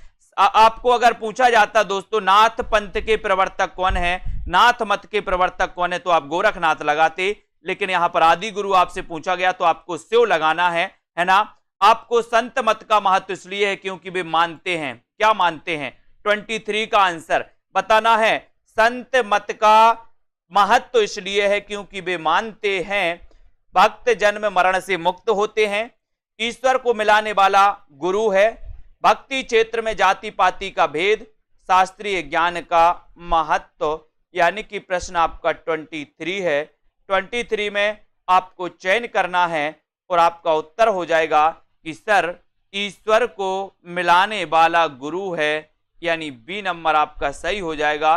संत मत का महत्व इसलिए है क्योंकि वे मानते हैं कि ईश्वर को मिलाने वाला कौन है? गुरु है, यानी बी नंबर आपका राइट आंसर। नीमा किस कवि की माता का नाम था? नीमा किस कवि की माता का नाम था? बहुत अच्छा क्वेश्चन है, सभी से बनेगा। 24 में लाइक करते चलें सभी साथी, और 24 का आंसर बताना है। इस क्लास को अटेंड करें रोज आप लोग। 24 में आपको चयन करना है और 24 में आपका है कि सर कबीरदास की माता का नाम था नीमा, लेकिन प्रश्न यहीं तक नहीं रुका दोस्तों। आपको यह भी बताना कि कबीरदास का जन्म कब हुआ और कहां पर हुआ, मृत्यु कहां पर हुई, ये 3 क्वेश्चन और साथ में बताना है। उत्तर भारत में वैष्णव भक्ति के संस्थापक कौन हैं? उत्तर भारत में वैष्णव भक्ति के संस्थापक कौन हैं, ये आपको बताना है। विकल्प अनुसार आपको चयन करना है। प्रश्न क्रमांक 25 में संस्थापक पूछा गया दोस्तों, तो संस्थापक में आप क्या उत्तर लगाओगे? उत्तर भारत में वैष्णव भक्ति के संस्थापक कौन हैं, आपको चयन करना है 25 में, और 25 में आपका बिल्कुल सही आंसर हो जाएगा रामानुज। कौन है? रामानुज, है ना। और रामानुज संस्थापक हैं। और दोस्तों आपको पता है कि उत्तर भारत में राम भक्ति शाखा को जो फैलाने वाले थे, प्रचार करने वाले थे, वो कौन थे? रामानंद। यहां तो आपका उत्तर बी नंबर बिल्कुल सही हो जाएगा। नेक्स्ट है निर्गुण भक्ति का आदि स्रोत क्या है? आदि स्रोत बताना है। आपने देखा था कि सर जो है आपको पता था कि भक्ति काल 2 काव्य धाराओं में बट गया था, सगुण और निर्गुण। निर्गुण भक्ति का आदि स्रोत क्या है, ये आपसे क्वेश्चन पूछा गया है। तो सभी लोग बताएंगे 26 में, और 26 का आपका सीधा आंसर जा रहा है कि सर निर्गुण भक्ति का आदि स्रोत जो माना जाता है वो माना जाता है श्वेता श्वेतर उपनिषद, यानी आपका जो डी है वो बिल्कुल सही है। D number right answer, very good. Smart संप्रदाय के प्रवर्तक संस्थापक कौन थे? क्वेश्चन पूछा गया स्मार्ट, है ना। स्मार्ट स्मार्ट देखते ना कुछ लोग, यहां पर स्मार्ट दिया है। अब स्मार्ट को अपन स्मार्ट पढ़ लेंगे। अब स्मार्ट अगर आपको बनना है तो क्या करोगे, क्या करोगे बताइए उदय यादव जी। प्रश्न क्रमांक 27 में स्मार्ट बनना है तो क्या करना है? बोले सर शंकर जी की पूजा करेंगे, वहां से आशीर्वाद आएगा तो हम स्मार्ट बन जाएंगे, बुद्धि मिल जाएगी। तो यहां पर शंकराचार्य ये स्मार्त संप्रदाय के क्या थे? संस्थापक थे। 1 नंबर आपका सही है। यहां पर आपसे पूछा गया दोस्तों, सुमेलित करना है कि शास्ता पूजक संप्रदाय कहां से संबंधित है, सहजिया संप्रदाय कहां से संबंधित है, पंचसखा और वारकरी संप्रदाय कहां से संबंधित है। सूची 1 को सूची 2 से मिलान करना है। और बहुत अच्छा क्वेश्चन आपसे पूछा गया है कि शास्ता पूजक संप्रदाय, शास्ता से बनेगा सस्ता, सस्ता से क्या बनेगा? बोले सस्ता है करेला, करेला क्या है? सस्ता है, तो करेला से सस्ता हो जाएगा शास्ता पूजक संप्रदाय केरल। ठीक है। सहजिया संप्रदाय आपसे पूछा गया, तो सहजिया याद रख लेना। बोले सर बंगला सहज में नहीं मिलता कि मिल जाता है? कि बोले आपका सपना क्या है? बोले हाँ एक गाड़ी होना चाहिए, एक बंगला होना चाहिए, मोटर कार होना चाहिए, है ना। तो बोले बंगला सहज में नहीं मिलता, तो याद रख लेना सहजिया संप्रदाय कहां से संबंधित है? तो आपका उत्तर हो जाएगा दोस्तों बंगाल से। ठीक है। पंचसखा संप्रदाय, पंचसखा, बोले पंचसखा उड़ गए तो उड़िया से ओडिशा। पंचसखा कहां गए? उड़ गए। जब आप पर विपत्ति आती है, जब आपके 5 सखा होते हैं, जब आप विपत्ति में होते हो तो 5 सखा उड़ जाते हैं, गायब हो जाते हैं। ठीक है। वारकरी संप्रदाय, ये वारकरी संप्रदाय महाराष्ट्र, बोले महाराष्ट्र वार करता है। ठीक है। तो इसको याद रख लेना। शास्ता पूजक संप्रदाय केरल से, सहजिया संप्रदाय बंगाल से, पंचसखा उड़ गए तो उड़िया से, उड़ीसा से, वारकरी संप्रदाय महाराष्ट्र से। इनको याद कर लेना। निर्गुण काव्यधारा को ज्ञानाश्रयी और प्रेमाश्रयी 2 भागों में विभाजित करने वाले विद्वान कौन है? ज्ञानाश्रयी और प्रेमाश्रयी। बताइए 29 का आंसर बताना है। 29 में आपका राइट आंसर क्या हो जाएगा? लाइक करते हुए अपने मित्रों तक शेयर करिए और दोस्तों बने रहिए, ऐसी ही अनेकों ट्रिक आपको मैं बताऊंगा। निर्गुण काव्यधारा को ज्ञानाश्रयी और प्रेमाश्रयी 2 भागों में विभाजित करने वाले जो विद्वान हैं वो विद्वान कौन है? बताएं। बहुत अच्छा क्वेश्चन है। ज्ञानाश्रयी मैंने आपको बढ़ाया है कई बार। 29 का आंसर बताना है। और आपको पता है कि सर ये निर्गुण काव्यधारा को जो ज्ञानाश्रयी शाखा और प्रेमाश्रयी शाखा में बांटा है, वो बांटा है किसने? रामचंद्र शुक्ल ने। डी नंबर आपका बिल्कुल सही है। ठीक है। अब आपको यहां पर बताना कि साधना के क्षेत्र में जो ब्रह्मा है, साहित्य के क्षेत्र में वही रहस्यवाद है, ये बताना है कि ये किसने कहा। प्रश्न अच्छे से पढ़ लो। साधना के क्षेत्र में जो ब्रह्मा है, साहित्य के क्षेत्र में वही रहस्यवाद है, ये कथन किसका है? ये कथन आपको बताना है। ये 4 विकल्प हैं आपके, है ना। आपको चयन करना है। कथन किसका है? आचार्य शुक्ल का, आचार्य हजारी प्रसाद द्विवेदी का, कुरैशी जी, महापंडित राहुल सांकृत्यायन का, या फिर पद्मलाल पुन्नालाल बख्शी का। और आपको पता है कि ये आपका उत्तर हो जाएगा कि सर ये कथन है अपने रामचंद्र शुक्ल का। ये नंबर आपका बिल्कुल सही है। ये नंबर राइट आंसर। विष्णु का सर्वप्रथम उल्लेख कहां मिलता है? बहुत बढ़िया प्रश्न है। विष्णु का सबसे पहले उल्लेख कहां मिलता है? और कृष्ण का भी बता देना, कृष्ण का सबसे पहले उल्लेख कहां मिलता है, वो भी आपको बताना है। प्रश्न क्रमांक 31 है। अच्छा क्वेश्चन आया है। यजुर्वेद में, अथर्ववेद में, ऋग्वेद में या फिर सामवेद में? 31 का आंसर और आपका सीधा आंसर कहां जा रहा है? देखते हैं कौन कौन सफल होता है इस प्रश्न को बताने में। और विष्णु का सबसे पहले जो उल्लेख मिलता है दोस्तों, वो उल्लेख मिलता है ऋग्वेद में। लेकिन क्वेश्चन यहीं तक सीमित नहीं है। कृष्ण का सबसे पहले उल्लेख कहां मिलता है, ये भी आपको बताना है। तो जल्दी बताओ। वैष्णव धर्म के संस्थापकों में नहीं है तो कौन नहीं है? वैष्णव धर्म के संस्थापकों में कौन नहीं है? प्रश्न क्रमांक 32 का आंसर बताना है। वैष्णव संप्रदाय। आपको यहां पर प्रश्न क्रमांक 32 का आंसर बताना है। और 32 में आपका राइट आंसर दोस्तों, आपको पता है वैष्णव धर्म के संस्थापकों में रामानुजाचार्य हैं, है ना। इन्होंने श्री संप्रदाय की स्थापना की थी। विशिष्ट द्वैतवाद की प्रवर्तक माने जाते हैं। मध्वाचार्य की बात करें तो ये द्वैतवाद के दोस्तों प्रवर्तक माने जाते हैं। निम्बार्क की बात करें तो ये द्वैतवाद के माने जाते हैं। और द्वैतवाद यानी कि उसे सनक संप्रदाय भी कहा जाता है। और यही सनक संप्रदाय आपकी टीजीटी में पूछा था कि सनक संप्रदाय के प्रवर्तक कौन है, तो मैंने आपको बताया था कि निम्बू देत देत थक गए पड़ोसी को, देत देश से द्वैत निम्बार्क। अब निम्बू अगर पड़ोसी को नहीं दोगे तो पड़ोसी सनक जाएगा तो सनक संप्रदाय। निम्बार्क याद कर लेना। भक्ति आंदोलन का सूत्रपात उत्तर भारत में ना होकर दक्षिण भारत में हुआ था, इसके मूल कारण में कौन सा कथन सत्य है, बताइए। प्रश्न क्रमांक 33 है। अच्छा क्वेश्चन है, सभी लोग बताएंगे। फ्रीडम जी बताइए 33 का आंसर। लाइक कर दीजिए अपने मित्रों तक और शेयर जरूर कर दें। और नीचे लिंक दी है हिंदी साहित्य के ऐप की, तो ऐप डाउनलोड कर लें।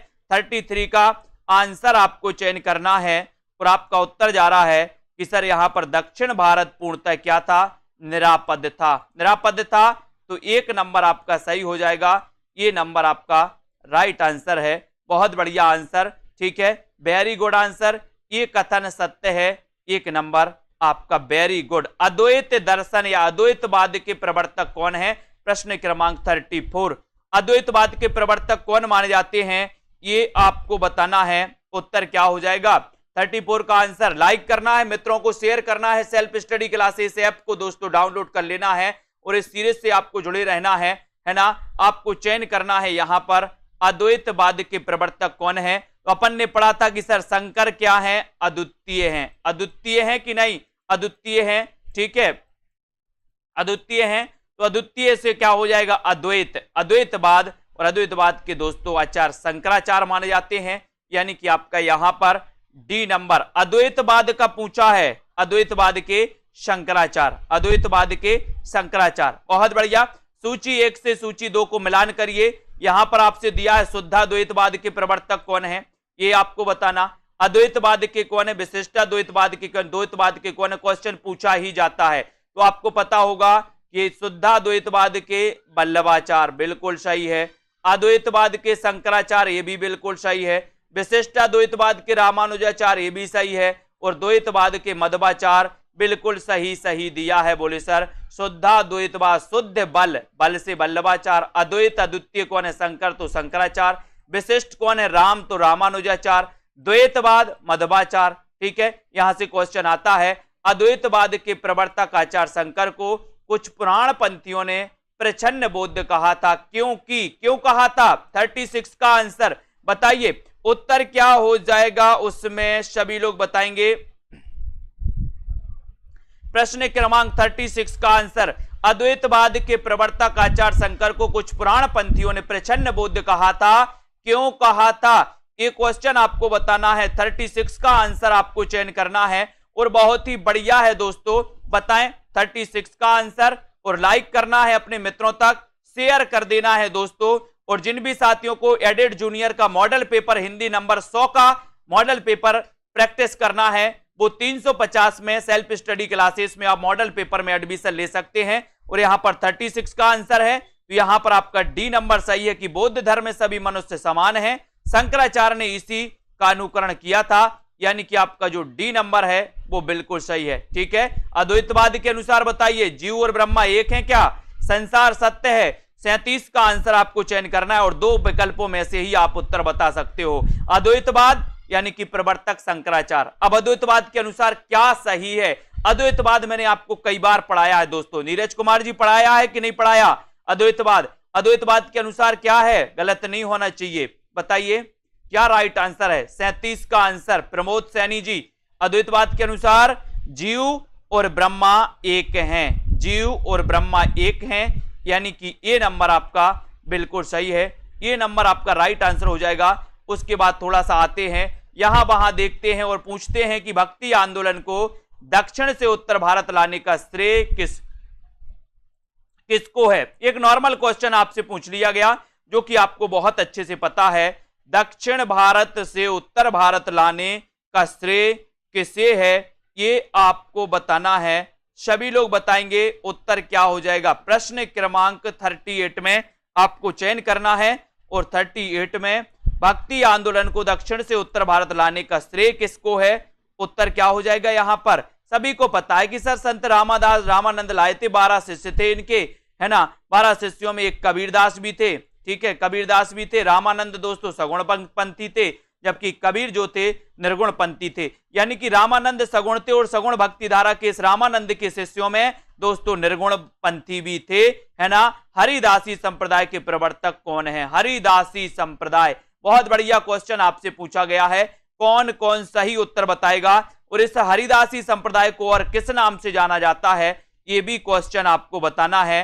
प्रश्न क्रमांक 39 का आपको चयन करना है, लाइक कर देना है, आपको शेयर करना है। हरिदासी संप्रदाय के प्रवर्तक कौन है और इस हरिदासी संप्रदाय को और किस नाम से जाना जाता है, ये भी आपको बताना है। और यहां पर तो आपका हो जाएगा कि सर हरिदासी संप्रदाय, यानी कि उत्तर क्या हो जाएगा?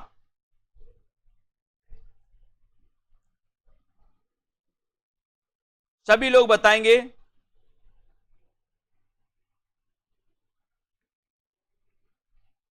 यहां पर आपका उत्तर हो जाएगा स्वामी हरिदास, ठीक है। ये हरिदासी संप्रदाय के प्रवर्तक माने जाते हैं दोस्तों, इनको अपन को याद करना है।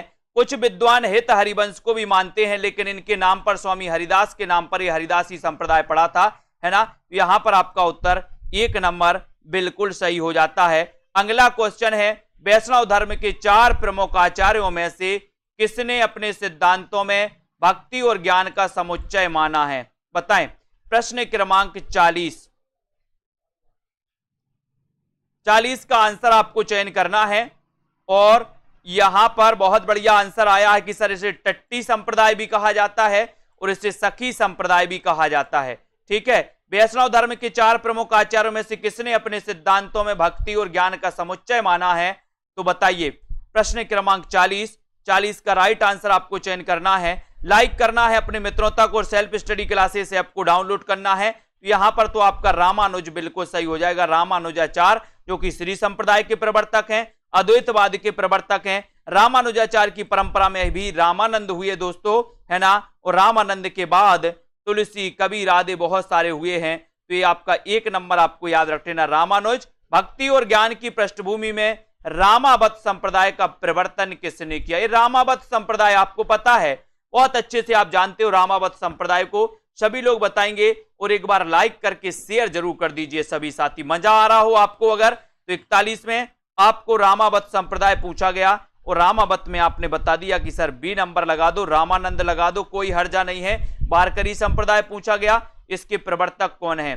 वारकरी संप्रदाय पूछा गया, इसके प्रवर्तक कौन है? यहां पर आपको विकल्प अनुसार उत्तर लगाना है दोस्तों। 42 का आंसर विकल्प अनुसार आपका सही उत्तर क्या हो जाएगा? 42 में आप चयन बताएंगे, है ना। कहीं कहीं वारकरी संप्रदाय यहां पर विकल्प में आपको पुंडलिक नहीं दिया है दोस्तों, है ना। लेकिन यहां पर आपको विकल्प अनुसार अगर उत्तर लगाने को बोला जाए तो आप लोग क्या उत्तर लगाएंगे? बताओ। उत्तर लगाना है आपको संत ज्ञानेश्वर, संत ज्ञानेश्वर यानी कि सी नंबर, ठीक है। तो सी नंबर आपका यहां पर बिल्कुल सही है, ज्ञानेश्वर आपका राइट आंसर हो जाएगा। श्री संप्रदाय के प्रवर्तक आचार्य कौन है? बहुत अच्छा क्वेश्चन है, मैंने आपको कई बार बता चुके इसी क्लास में। तो बताइए श्री संप्रदाय के प्रवर्तक आचार्य कौन है? लाइक करना है, शेयर करना है, लगे रहना है दोस्तों प्रैक्टिस करने के लिए लगे रहना है। और self study classes app download कर लेना, आगे आने वाले आरपीएससी एग्जाम, है ना। और दोस्तों master cadre exam, HP TET, HTET आदि एग्जामों के लिए हिंदी साहित्य का सर्वश्रेष्ठ सेल्फ स्टडी क्लासेस, जब तक तोड़ेंगे नहीं तब तक छोड़ेंगे नहीं, है ना। तो श्री संप्रदाय के प्रवर्तक रामानुजाचार्य कहां गए? ए हैं, B number Ramanujacharya, very good, B right answer, very good. रुद्र संप्रदाय पूछा गया, रुद्र, तो रुद्र संप्रदाय के प्रवर्तक कौन है? अच्छा क्वेश्चन है, रुद्र संप्रदाय पूछा भी जाता है दोस्तों। और रुद्र संप्रदाय के प्रवर्तक कौन माने जाते हैं, इसका आपको चयन करना है। मध्वाचार्य, निम्बार्क, विष्णु स्वामी या फिर रामानुज, यानी कि 44 का आंसर। और 44 में बिल्कुल सही आंसर आ रहा है कि सर अगर आप रुद्र संप्रदाय पूछोगे तो टिक भी लगा देना Vishnu Swami, Vishnu Swami, C number right answer, very good, C number. जंबनाथ ने अपने मत का प्रचार करने के लिए किस संप्रदाय की स्थापना की? 45 बताएं। जंबनाथ ने अपने मत का प्रचार करने के लिए किस संप्रदाय की स्थापना की? ये 45वां प्रश्न है, लाइक कर देना है एक बार और 45 में आपको चयन करना है। और सीधा आंसर जा रहा है कि सर विश्व में जंभ जाओ, बिश्नोई संप्रदाय। बिश्नोई संप्रदाय के प्रवर्तक कौन है? जंभनाथ। विश्व में जंभ जाओ तो जंभ से जंभनाथ और बिश्नोई से डी नंबर, इनको याद करोगे। अनंतानंद, कबीर, सुखा, सुरसुरा, पद्मावती, नरहरि, पीपा, भावानंद, रैदास, धन्ना सेन, सुरसरी और घरहरि, है ना, ये रामानंद के शिष्यों की यह सूची किस काव्य ग्रंथ में है? ये सूची किस काव्य ग्रंथ में है बताइए? अनंतानंद, कबीर, सुखा, सुरसरा, अलग अलग प्रकार से रामानंद के शिष्यों का वर्णन किया है। रामकुमार वर्मा कुछ अलग मानते हैं, भक्तमाल में कुछ अलग दिया है। यहां पर आपका 46 का आंसर आपसे पूछा गया है, 46 में आपका राइट आंसर बताना है और उत्तर आपका क्या हो जाएगा? उत्तर हो जाएगा भक्तमाल। भक्तमाल पूछा, वेरी गुड। भक्तमाल में ये दोस्तों अनंतानंद, कबीर, सुखा, सुरसुरा, पद्मावती इनका वर्णन है, लेकिन भक्तमाल का रचना काल क्या है और रचनाकार कौन है ये भी आपको बताना है। जल्दी बताओ। कबीर की वाणी का संग्रह बीजक कहलाता है, इसके कितने भाग हैं? बीजक के कितने भाग हैं बताइए? बीजक के कितने भाग हैं? 47 का आंसर। बीजक के कितने भाग हैं? 2, 3, 4 या फिर 5, यानी कि 47 नंबर में आपको चयन करना है और सीधा आंसर चला गया कि सर बीजक में जो भाग हैं वो भाग हैं कितने? 3, यानी बी नंबर आपका बिल्कुल सही है। ठीक है, बीजक में भाग 3 हैं। कौन कौन से हैं वो भी आपको बताना। दोस्तों यहां पर आपका उत्तर है कि भक्ति काल की समय सीमा क्या है? भक्ति काल की समय सीमा आपको बताना है। संबत में दिया है तो संबत में आपको चयन करना है। साकी सबद रमैनी, वेरी गुड आंसर, बहुत बढ़िया आंसर सभी लोग बताएंगे। राइट आंसर 48 में आपको चयन करना है। भक्ति काल की समय सीमा क्या है? 48 में बताइए राइट आंसर। और सभी को पता है कि सर संबत 1375 से लेकर के 1700 का जो काल है ये माना जाता है भक्ति काल। ठीक है, वेरी गुड आंसर। के बाद 207 का आंसर आपको बताना है। बताइए वाल्मीकि रामायण का भाषा अनुवाद किसने किया? यानी कि दोस्तों 207 का उत्तर आपको बताना है और आपको पता है कि सर आपका सही आंसर हो जाएगा विष्णु दास, यानी बी नंबर। ठीक है, वाल्मीकि रामायण का भाषा अनुवाद किसने किया है? विष्णु दास ने, बी नंबर आपका राइट आंसर है। ठीक है, तुलसीदास को कलिकाल का वाल्मीकि किसने कहा? तुलसीदास को कलिकाल का वाल्मीकि किसने कहा है? मैक्स मुलर ने, नाभा दास ने, ग्रियर्सन या फिर आचार्य शुक्ल ने? प्रश्न क्रमांक 201 क्वेश्चन तो बहुत ही इंपॉर्टेंट है। तुलसीदास को कलिकाल का वाल्मीकि किसने कहा है? ये क्वेश्चन आपसे पूछा गया और आपका सीधा सीधा आंसर क्या जा रहा है बताएं जल्दी से। कलिकाल का वाल्मीकि किसने कहा है? और बहुत ही अच्छा क्वेश्चन और बिल्कुल सही आंसर आया आपका नाभादास। यानी कि दोस्तों आपका सी नंबर जो है वो बिल्कुल सही है। नाभादास की आपने एक रचना पढ़ी है भक्तमाल, 1585 की ये रचना है दोस्तों भक्तमाल। और भक्तों का माल कहाँ रखा है? नभ में। तो ये नाभादास की नाभादास याद हो जाएगा। नाभादास के गुरु का नाम था अग्रदास। अग्रदास की एक रचना थी दोस्तों राम ध्यान मंजरी, या जिसे ध्यान मंजरी भी कहा जाता है, जो कि आपके जीआईसी एग्जाम में पूछी गई थी। भक्तमाल के टीकाकार आपको चयन करना है।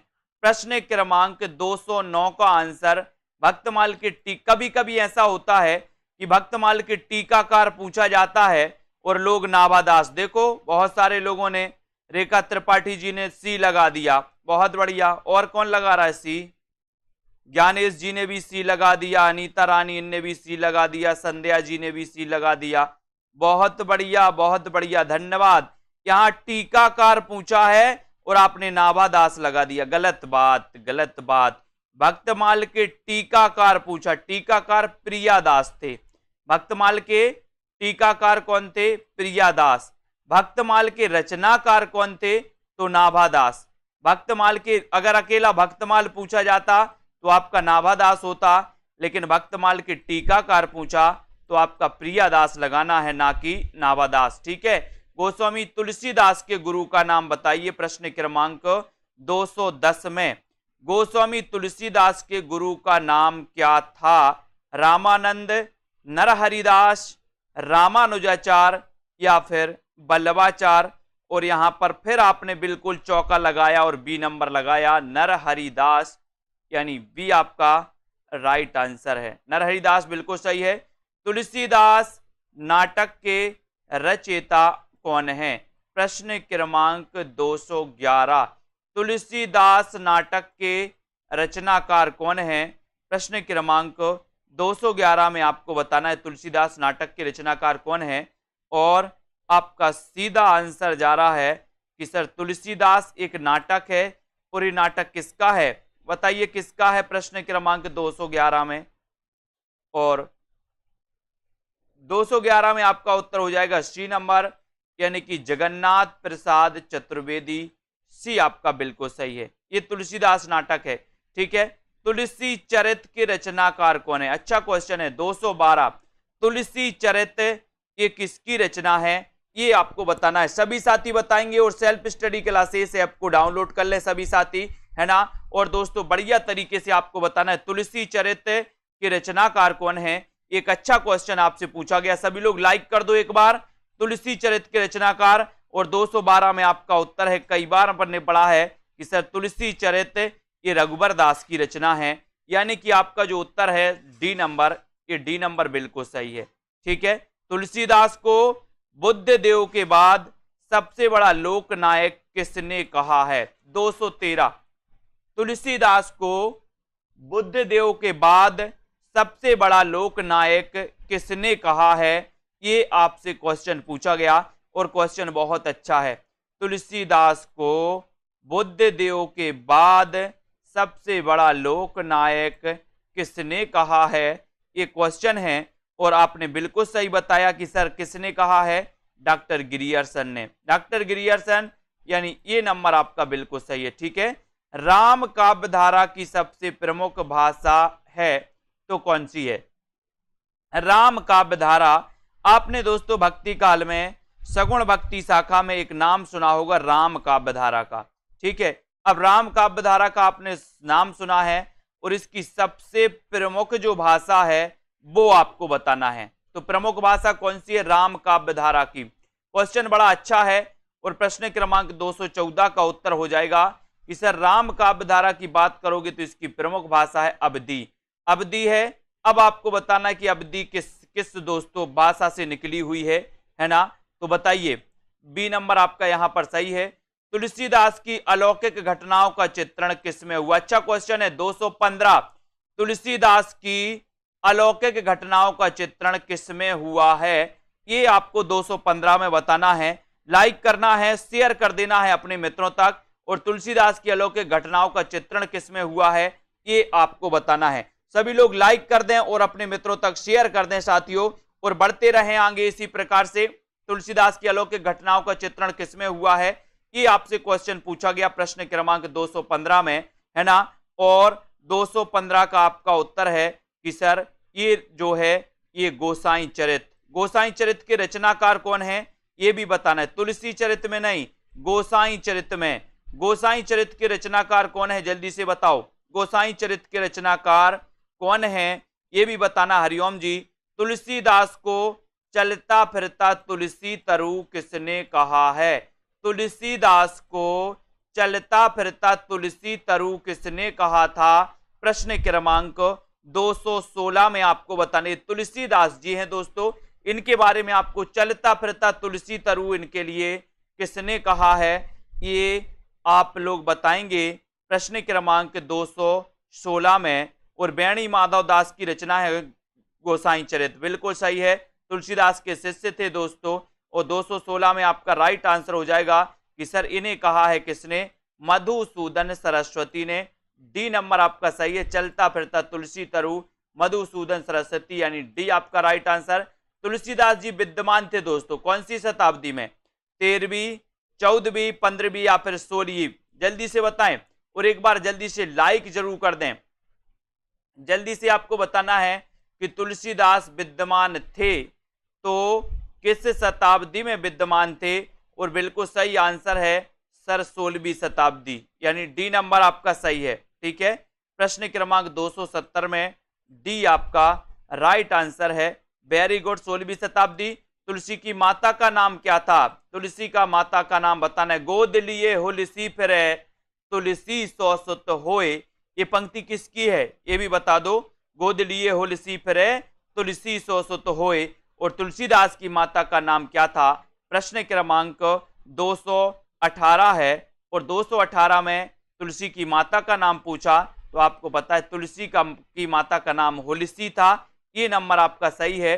तुलसीदास के कितने ग्रंथ प्रमाणिक माने गए दोस्तों? 219। तुलसीदास के कितने ग्रंथ प्रमाणिक माने गए? 219 में आपको बताना है। जब तक मैं 12 का चक्कर आपको बता दूं, आलबार भक्तों की संख्या 12, साकेत में सर्ग कितने हैं? 12, ठीक है। भारत भारती का रचना काल क्या है? 1912। तुलसीदास के प्रमाणिक ग्रंथों की संख्या कितनी है? 12। रामानंद के शिष्यों की संख्या कितनी है? 12। देखो 12 की लाइन लगी है सर, ठीक है। तुलसीदास के ग्रंथों के प्रमाणिक माने गए कितने? 12, यानी बी नंबर आपका 12 है, बिल्कुल सही हो जाएगा, ठीक है। इसको याद रख लेना। रामविलास शर्मा का जन्म भी कब हुआ दोस्तों? कब हुआ रामविलास शर्मा का? बताइए। 1912। रामविलास शर्मा का भी 1912 में जन्म हुआ, ठीक है। संबत 1631 करऊं कथा हरिपद धर सीसा, उपर्युक्त चौपाई किस ग्रंथ की रचना से संबंधित है? ये 220 का आंसर आपको चयन करना है। बताइए। संबत 1631 करऊं कथा हरिपद धर सीसा, 220 में आपका राइट आंसर आपको चयन करना है। और ये जो पंक्ति कही गई है दोस्तों, ये किस ग्रंथ से संबंधित है? तब आपका राइट आंसर हो जाएगा रामचरितमानस से, यानी कि आपका सी नंबर। रामचरितमानस का रचना काल क्या है? इसकी भाषा क्या है? इसका जो दोस्तों रचना काल में कितना समय लगा रचना करने में, तो वो आपको बताना है कमेंट में। बताइए सभी लोग। नौमी भौम बार मधुमासा, अवधपुरी यह चरित प्रकाशा। चरित प्रकाशा प्रश्न क्रमांक 221 में। एक के अनुसार रामचरितमानस का शुभारंभ कहां हुआ था? कहां हुआ था? नौमी भौम बार मधुमासा, अवधपुरी यह चरित प्रकाशा। 221 का आंसर आपको चयन करना है। ये बताइए कि रामचरितमानस का शुभारंभ कहां से हुआ था इस पंक्ति के अनुसार? सभी लोग बताएं। बहुत बढ़िया।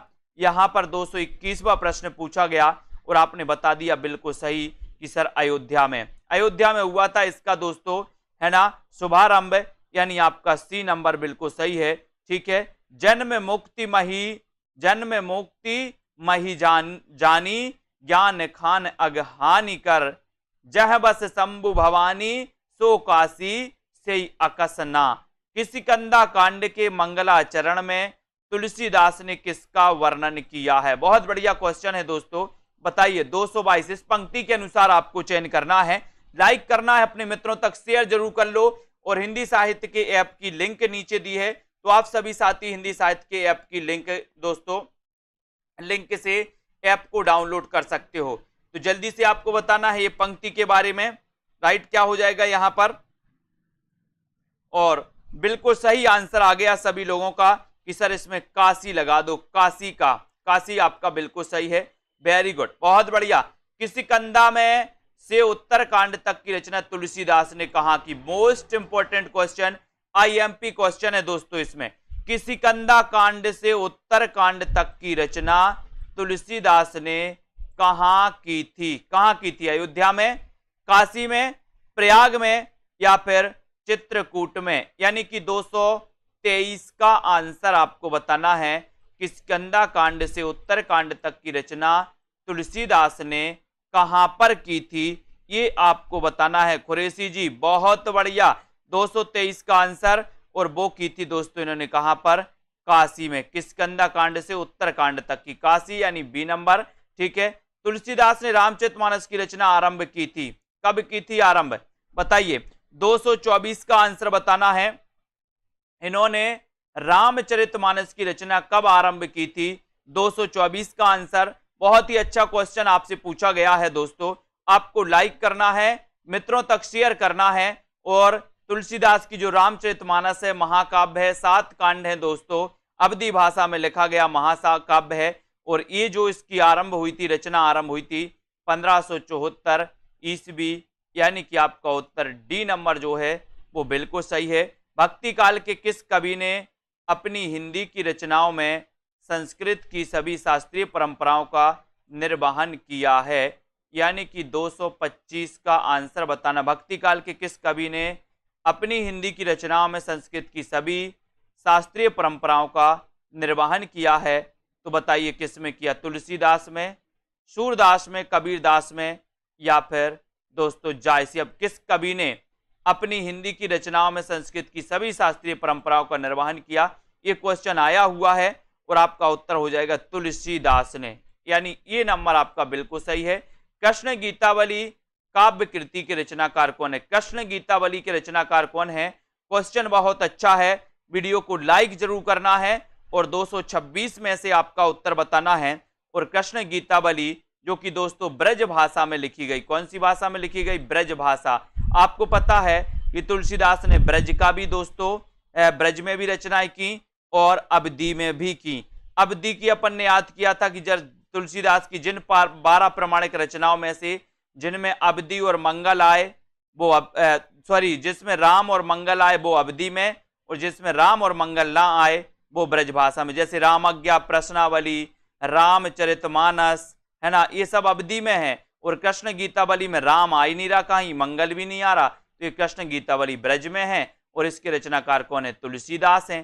ठीक है। विनय पत्रिका का एक अन्य नाम क्या है? ये बताना। 227 में विनय पत्रिका का एक अन्य नाम। विनय पत्रिका की भाषा पूछी जाती है, जो कि नीचे क्वेश्चन है 228वां, है ना। विनय पत्रिका का एक अन्य नाम क्या है, ये आपको बताना है। तो बहुत अच्छा क्वेश्चन आपसे पूछा गया 227 में। सभी लोग एक बार शेयर कर दो अपने मित्रों तक और आपका उत्तर हो जाएगा इसका राम विनयावली, यानी कि सी नंबर।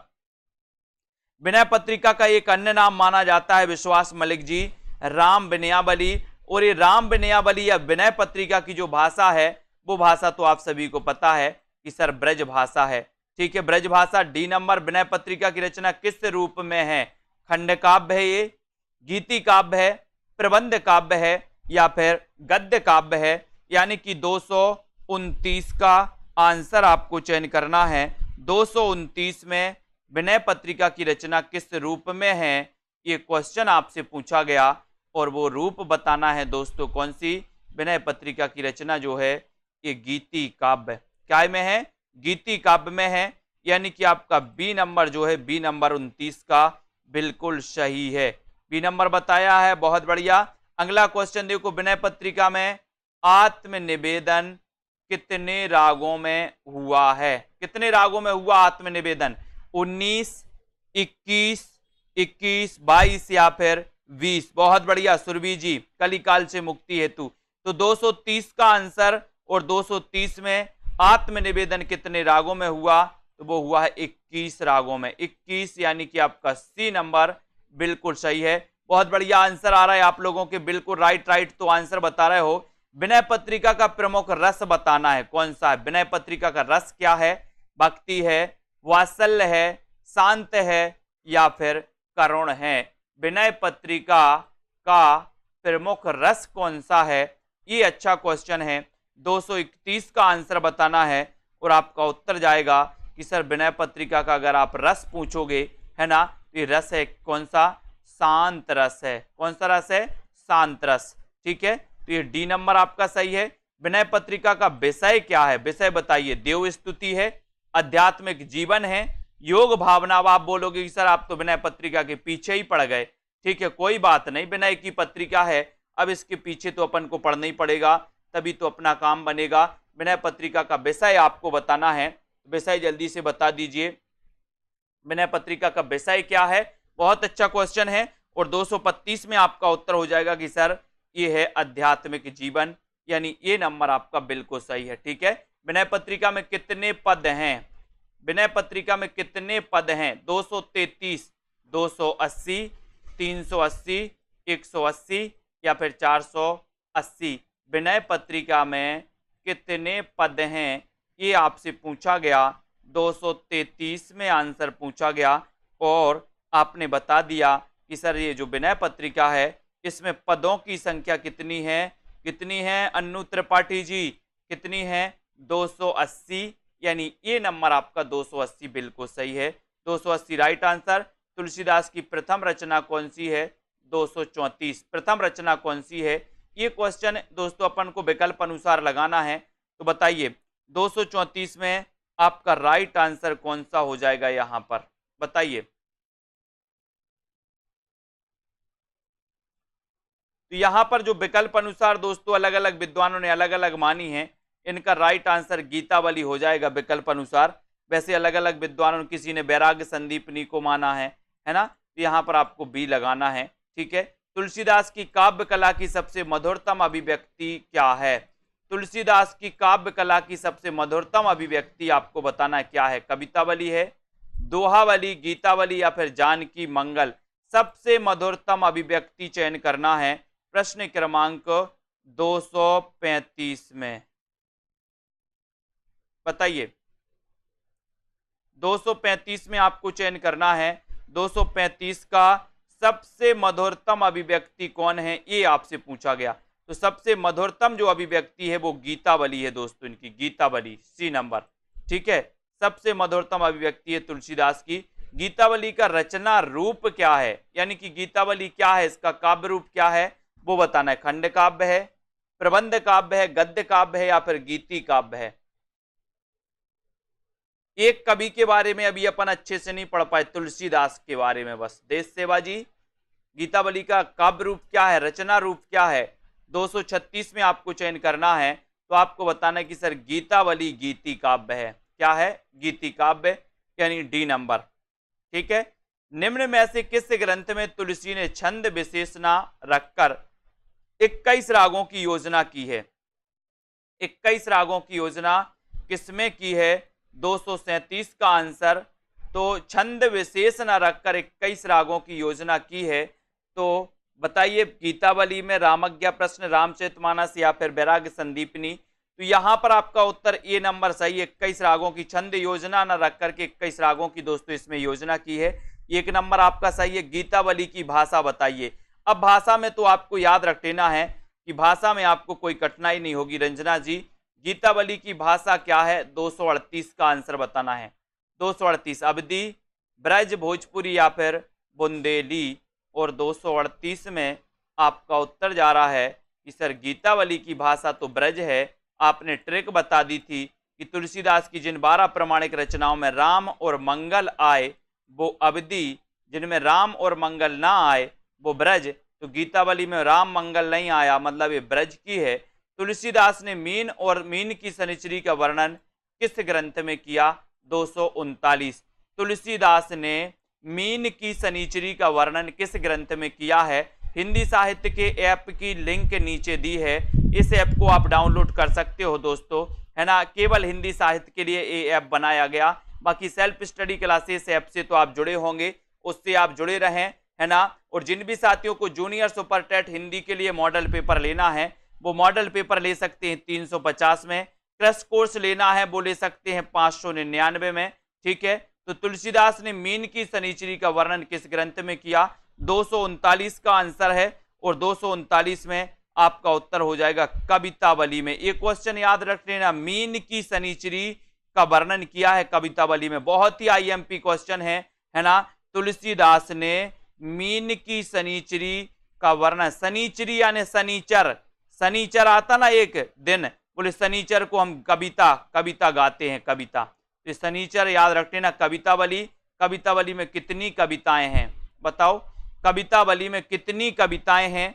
240 का आंसर। और 240 में आपका उत्तर जा रहा है कि सर कवितावली की बात करो तो कवितावली में कितनी कविताएं हैं ये पूछा गया है। और आपका सीधा आंसर जा रहा है कि ये जो है ये हैं 325। कितनी है कवितावली में कविताएं? 325 कविताएं हैं, ठीक है। बहुत बढ़िया आंसर। अब यहां पर आ जाते हैं, कवितावली को कवित्त रामायण भी कहा जाता है। क्यों कहा जाता है इसे कवित्त रामायण? बताइए, इसे कवित्त रामायण क्यों कहा जाता है कवितावली को? 241 का आंसर बताना है, लाइक करना है, मित्रों तक शेयर करना है वीडियो को दोस्तों, ठीक है।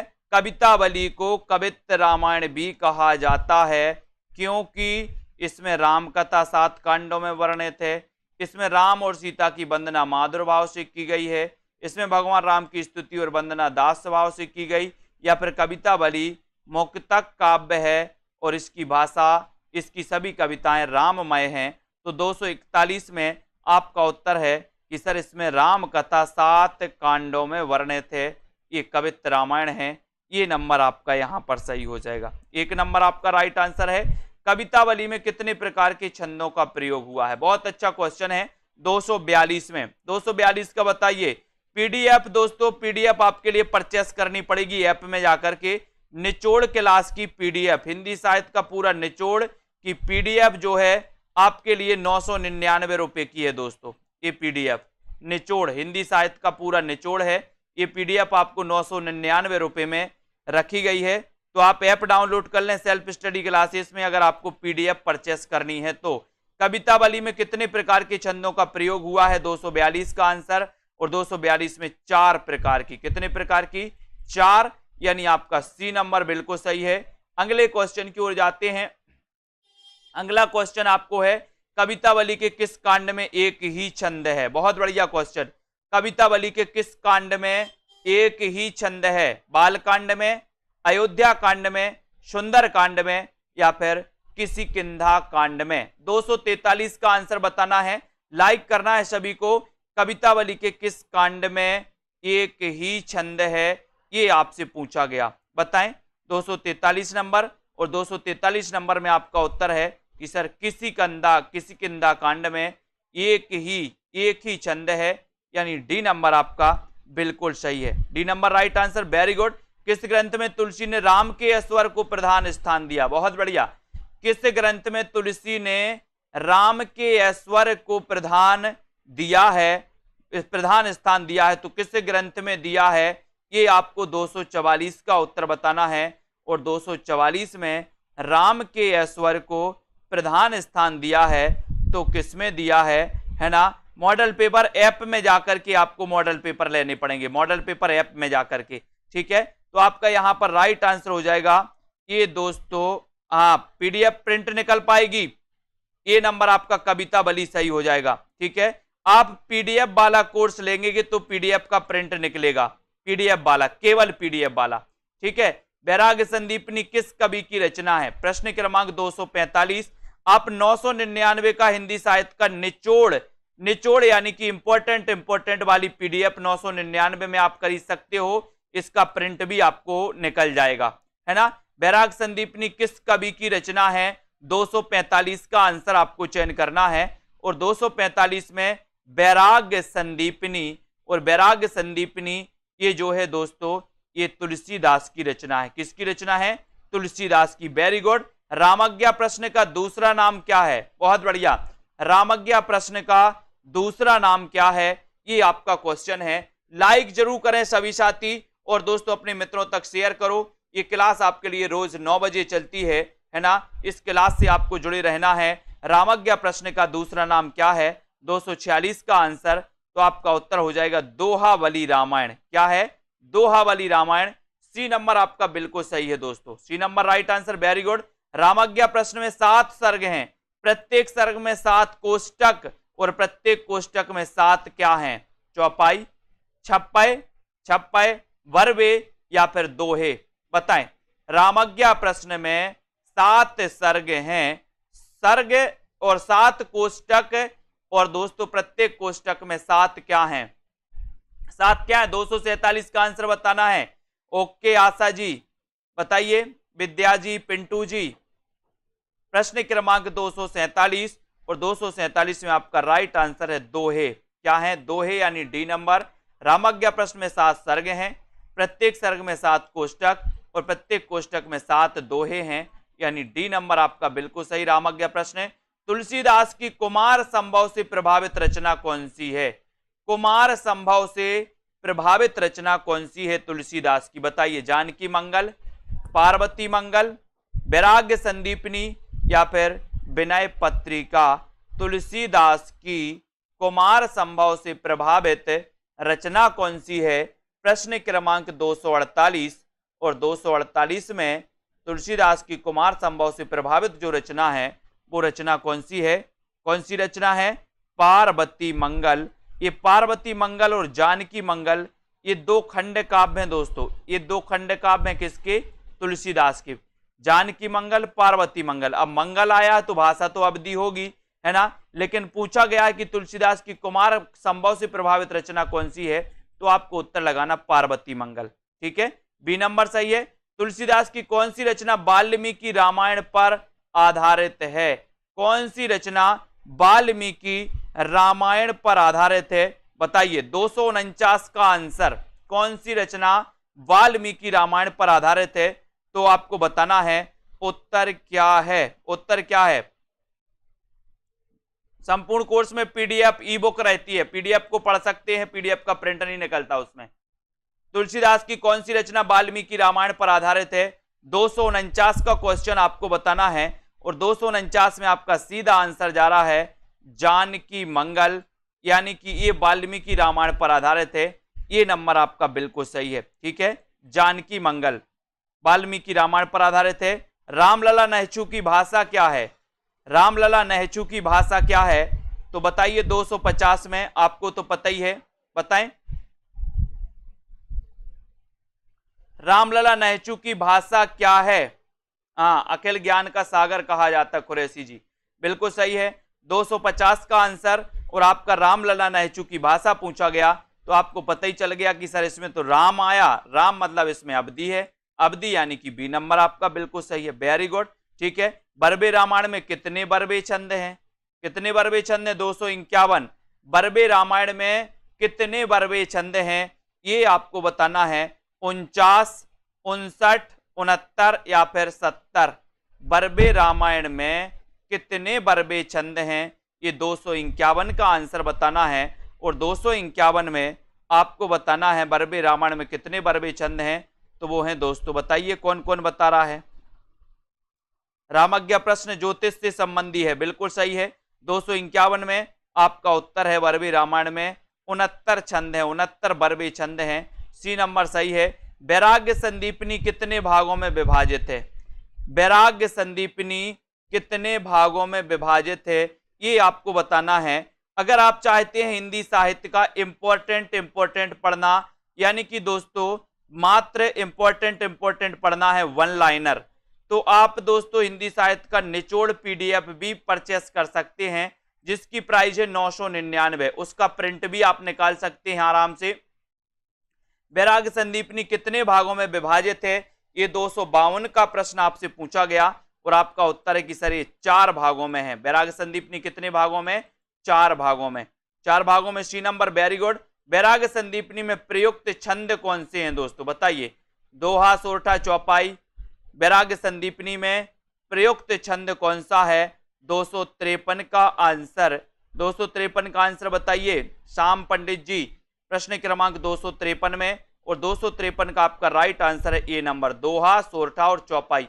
1 नंबर आपका बिल्कुल सही है, ये आपका राइट आंसर हो जाएगा। ठीक है, वैराग्य संदीपनी में प्रयुक्त छंद है।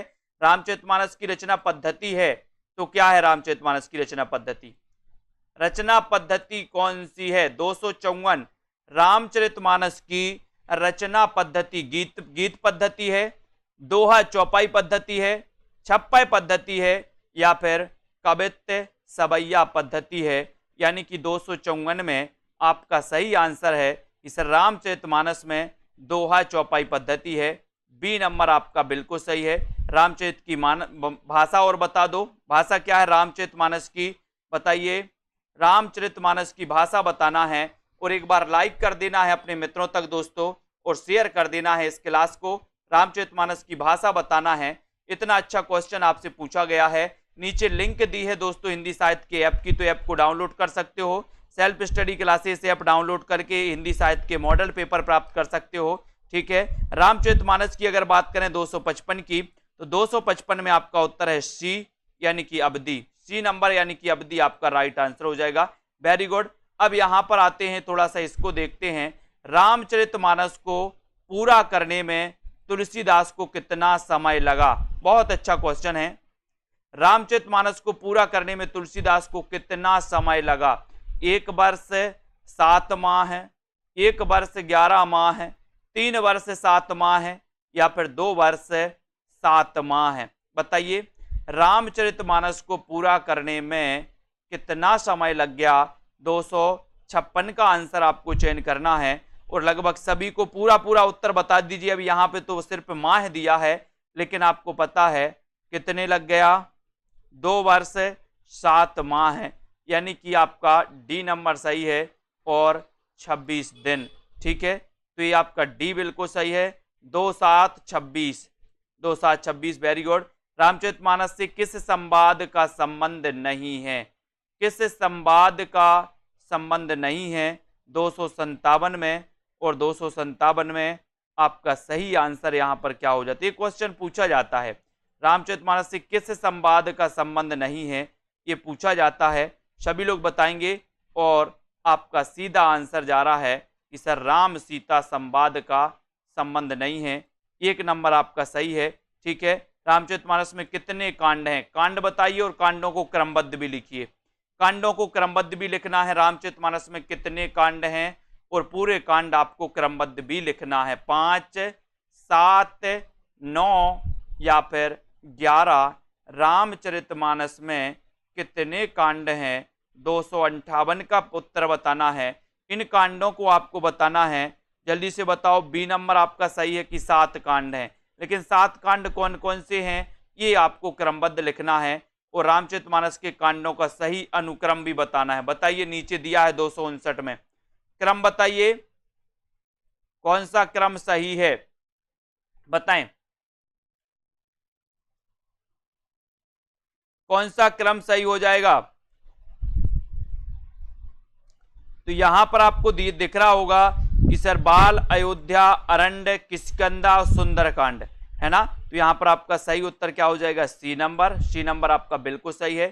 सीता जी की वंदना करते हुए उनको कन्या, मां और प्रिया के रूप में किसने स्मरण किया है, बताइए। प्रश्न क्रमांक 260 का उत्तर मां और प्रिया के रूप में किसने स्मरण किया है, वाल्मीकि, मैथिलीशरण गुप्त, तुलसीदास या फिर इनमें से कोई नहीं। तो बिल्कुल सही आंसर आप लोग जा रहे हैं और सीता जी की वंदना करते उनको कन्या, मां और प्रिया रूप में किसने स्मरण किया, 260 का आंसर, और आपने बिल्कुल सही बताया है तुलसीदास, यानी बी नंबर आपका बिल्कुल सही है। Very good. सभी साथियों के लिए बहुत बहुत धन्यवाद। सभी साथी ये हिंदी साहित्य के ऐप की लिंक नीचे दी है, तो ऐप को डाउनलोड कर सकते हैं। ठीक है, और साथ ही सेल्फ स्टडी क्लासेस दोस्तों इस ऐप से जुड़ सकते हैं। Self study classes app download कर सकते हैं, जहां पर आपको मॉडल पेपर और दोस्तों पीडीएफ जिनको भी लेना है तो पीडीएफ 999 की निचोड़ क्लास की पीडीएफ है। ठीक है, और दोस्तों ये हिंदी साहित्य का क्रैश कोर्स लॉन्च किया गया जूनियर सुपर टेट के लिए, यानी कि लास्ट के 10 दिनों में आपको क्या पढ़ना है ये जूनियर सुपर टेट में आप पढ़ सकते हैं। साथ ही दोस्तों जूनियर सुपर टेट का एक 20 मॉडल पेपर लॉन्च किए गए। ये 20 मॉडल पेपर 100 नंबर हिंदी के हैं दोस्तों। 100 नंबर हिंदी की प्रैक्टिस आपको करना है, जिसमें हिंदी साहित्य प्लस व्याकरण रहेगा। ये जूनियर एडिट सुपर टेट के लिए आप पढ़ सकते हो। ठीक है, और एक हिंदी साहित्य का डेली टेस्ट सीरीज चल रहा है दोस्तों। अगर आप चाहते कि हमें डेली टेस्ट लगाना है हिंदी साहित्य का, तो डेली टेस्ट सीरीज चल रही है 1 वर्ष तक। रोज सुबह 8 बजे ये टेस्ट दोस्तों आपके ऐप पर पहुंच जाता है, तो इस ऐप से आप लोग जुड़ सकते हैं, पढ़ सकते हैं, है ना। ये कोर्स मात्र 499 का है दोस्तों। 365 दिन रोज एक डेली टेस्ट आपको मिलेगा, आप टेस्ट कर सकते हैं, अनलिमिटेड बार उसको अटेंड भी कर सकते हैं। ठीक है, अजय शर्मा जी, सुषमा जी, अमिता जी, शांति जी, लवली, आशु जी, रोली सिंह जी, विद्या जी, सभी साथियों को, उदय जी, रातिका, प्रमोद जी, रेखा त्रिपाठी जी, अमन जी, रितिका जी, सभी साथियों को धन्यवाद। लाइक करते रहें, अपने मित्रों को शेयर करते रहें और ऐप को जरूर डाउनलोड कर लें। ठीक है, ऐप को डाउनलोड कर लें, जहां पर दोस्तों एक फ्री टेस्ट सीरीज भी होती है आपको, किस किस दिन, रविवार और गुरुवार को होती है। बिल्कुल, तो सप्ताह में 2 दिन ये फ्री टेस्ट सीरीज होती है, 2020 टेस्ट सीरीज। तो 2020 टेस्ट सीरीज से भी आप लोग जुड़ सकते हैं। ठीक है, तो सभी साथियों के लिए धन्यवाद। वीडियो को लाइक शेयर करें। जय हिंद।